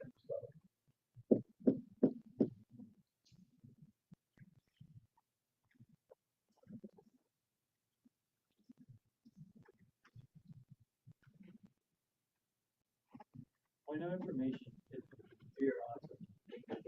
No, I can't. It's 3 or odds. When you say 5%, you mean 5% of the entire student population, 5% of the previous voters. Sorry, 5% of the previous voters. Okay, just to clarify, that 233 would be that. For 2024 or 22? 22, sorry. I don't know about 2024. I feel like 2024 would be. Are you writing it? What do you mean? Right. What do you mean? No. Hayden? Thoughts?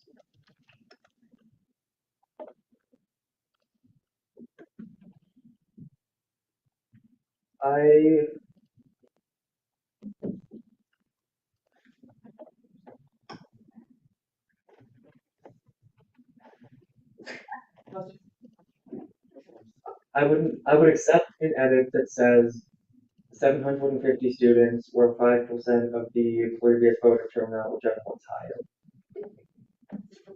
Wait, that doesn't make sense. Hold on.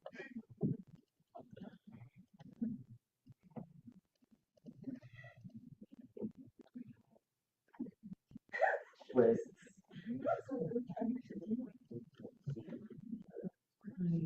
Wait, I don't even know anymore. 5% of the student population, given that it's 34,000, is 1,700, to my knowledge. And then 5 5% of the previous voter turnout, which was 11.12% of the 23-24 student enrollment is 187.08 students.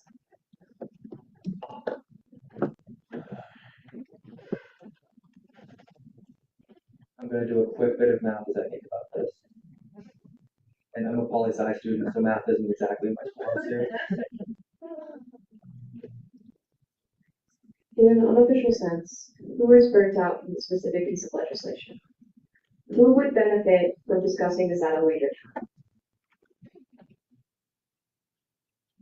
Keep that in mind.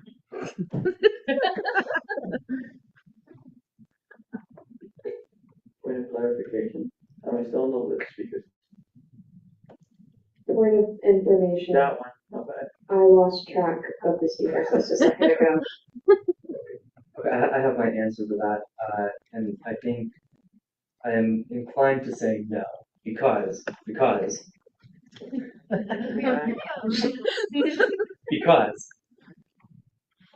Chair Taylor, on behalf of the Senate, I do want to see if there's a motion to maybe table this for, because you also raised your hand. May I finish my thought? You can finish your thought. In the 2020, was it 2022 election? Yeah, we had 6% of students vote in the 2022 election, and having 5% of the previous voter turnout would mean in the next election, in which we had 15% of students voting, you would need 85 signatures to get something on the ballot, and that is too low. I'm not willing to accept that. That's no like a coup. The discussion debate timer did go out, but I would entertain a motion to extend it by whatever time it takes for a motion to be made to table stuff. Senator Figueroa.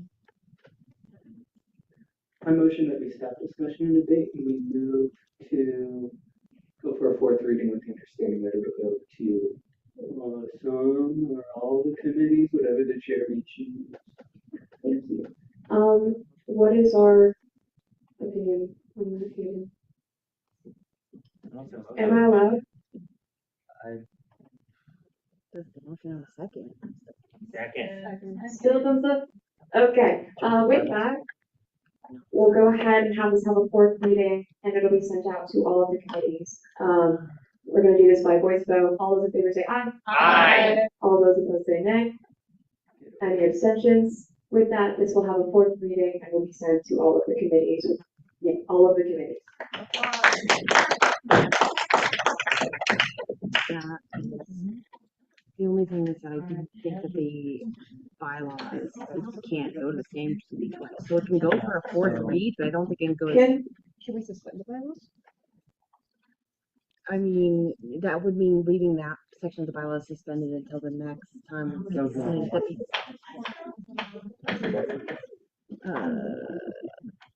Point of inquiry, can we just adjourn?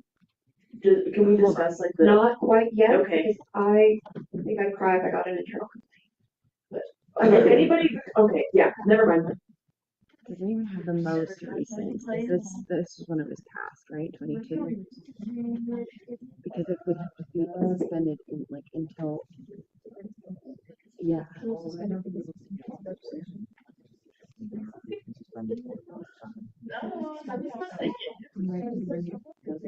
Point of information, are ex officio status members such as myself allowed to make motions or no? yes. Okay, so what are we trying to figure out?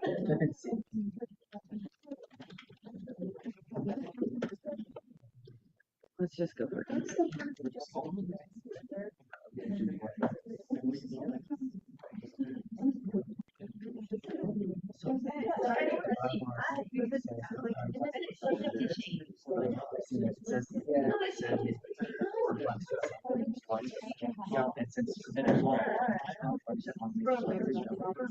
Violate that. Yeah.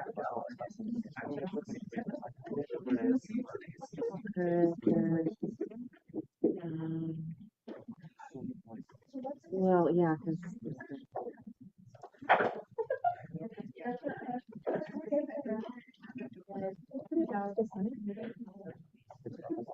no.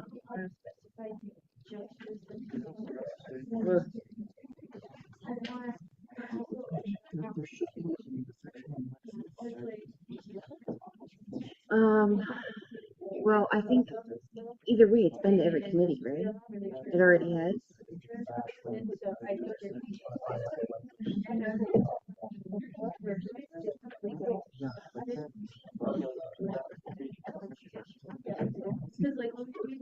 Some clarification of what's happening out here right now. There is a part, if I could get everyone's attention, there is a part of the bylaws that state that pieces of legislation can't be resent to the same committees that were sent to you before. And there's issues with suspending that part of the bylaws and how it implicates like the rest of the legislation. What we could do is gather our own individual thoughts, table it, and then enter committee the whole again next week. Can I make a motion? Once I answer a couple questions, Senator Davis, or Chair Davis. If, based on anticipation, if we did vote no, and then we had to go through like a caucus before it even came to Senate, so that we could hash this out in a specific space that's not a committee, but it's still a caucus, could we do that? Could we send it to like a caucus? It's on third.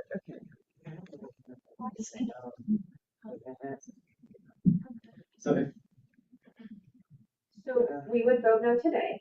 Yeah. We would. So failed the last today? Failed ones today. Essentially, you would rewrite it, but you don't have to do anything new to it. You would take the Lex as it is to the caucus where we could discuss that specific number, and then you could rerun it through Senate for those 3 readings, as with the like adjustments that have been made as a new bill because it's had adjustments and it's being rerun through Senate. But we would all know, so we just pass it. Committee of the whole. For the committee of the whole. Okay. You don't have to expedite it. You could just like really quickly do it every like for 3 weeks. I'm not sure. Can I state my opinion? Yeah. Okay. I think that sounds like a lot of extra steps to just not do stuff like sending this back to committees and sending this to this and that and just voting on that now. Senate? Yeah. Like that's why I'm trying to find a solution for it. Hayden, in a purely logistical sense, is it okay to resend this piece of legislation to caucuses? Because it hasn't been sent to you before. It's a third and final read though, according to the bylaws. So this is it. But we're adding a 4th read. Is there any? So what would happen with that? What would happen with that is that would have to be a motion to table this until next week. Caucuses, when they meet, can look at this if they want to and have discussions about this. And then we would come to it next week as though we haven't even seen it at all today. Okay, so lovely caucus chairs. Are you down to discuss this without a distinct obligation to within your caucuses? Yeah. Senate, do you feel confident that you'll remember the edits that you wanted before? Can I take a picture of them? Sure. I have a question. Sure. We haven't even accepted or rejected. Yeah, what? that was my question. What happens with the committee of the whole ethics? The committee, if it's being tabled and it's gonna be reviewed in caucuses, don't be edits not apply. Well, I mean, I would have to accept and reject any edits made anyway, so I guess it doesn't matter if I do that now or next week when we see it again. But in terms of process in which you're very adamant on, wouldn't it make sense to table it and then you can approve them next week? Yeah. As chair, I've made this decision. Do I hear a motion to table this for next week? Chair Brisky. There's only seconds. I motion to table this for next week with all the stuff that we talked about. Do I hear any disdain? Hearing none, this is stand for next week.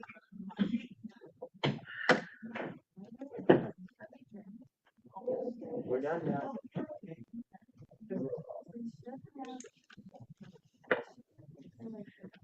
I have. Hayden will be here for roll call in just a second. Hayden.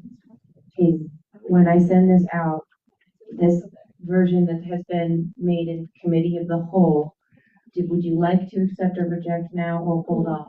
We Once again, Hayden can approve or deny the edits next week because it's being tabled. The edits. So it's being sent out. This version is what we're gonna work from.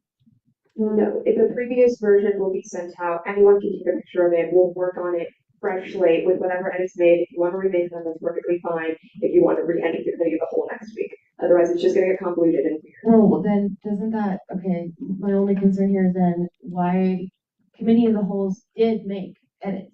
These are edits that were made. But we're tabling the piece of legislation.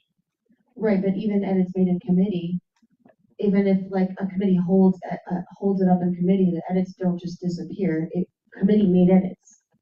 Does Okay, this version get sent out? Let's simplify this. I will not accept these edits. We can have discussions about this week, and we can come back next week and have discussions in committee of the whole once again on this. Thank you. Chair Biskey. Okay, before I make a motion, can everyone who has a caucus just quickly say the time of their caucus meeting? So if you have thoughts, show up, please. Women's caucus, it's gonna be 12 to 1-ish on Mondays. Students of the Oval, sorry. Oh my God. Students of the Oval. Literally tomorrow. So the thoughts are fresh in your head. 1 to 2. Yeah. Maybe don't come to housing caucus for this specifically, but Fridays night.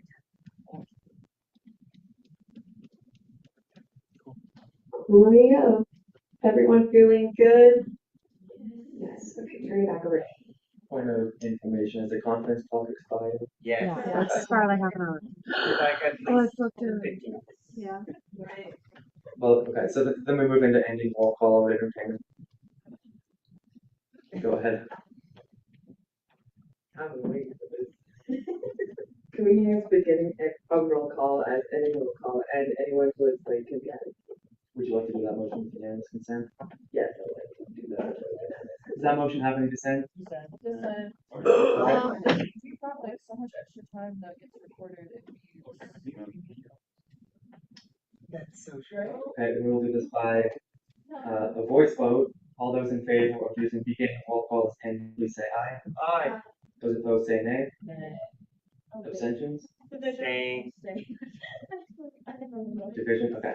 Then we'll do this by flag and Oh my vote. God. So all those in favor of using beginning roll Wait, calls. point of clarification, so if we use beginning roll call as end roll call, will we get the extra hours that we just did or not at all? You will, and also anybody who's left in that time.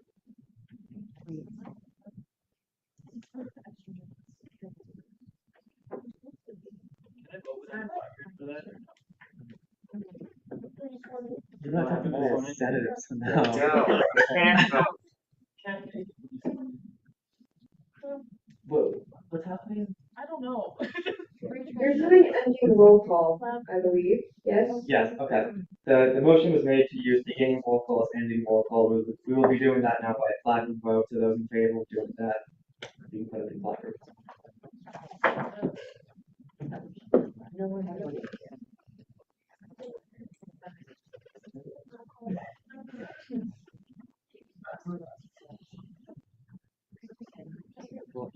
Oh. Senator Menard, did you vote yes on this? No. Okay. No. Nine. Okay. And those opposed?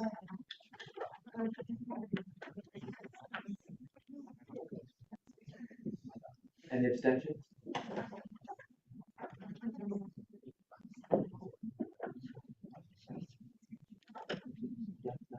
Nine to 3 to 4. 9 to 3 to 4. Well, we had. Oh. Did someone just put their placard down? Keep them up. Yeah. 9 to 3 to 4. With a vote of 9 to 40 to 5, we'll use beginning roll call as ending roll call. And with that, this meeting is adjourned. We'll see you all next week. If you're new, please do come to the front really quick for me. Thank you. I love you, baby. Did I give you? I don't want your butt yet.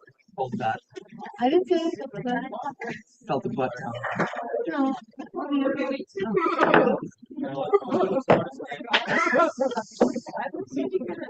Don't hate me. Still feel like the butt's coming. Don't hate me for giving you Please don't kill me. I want to go home too. Yes, as do I.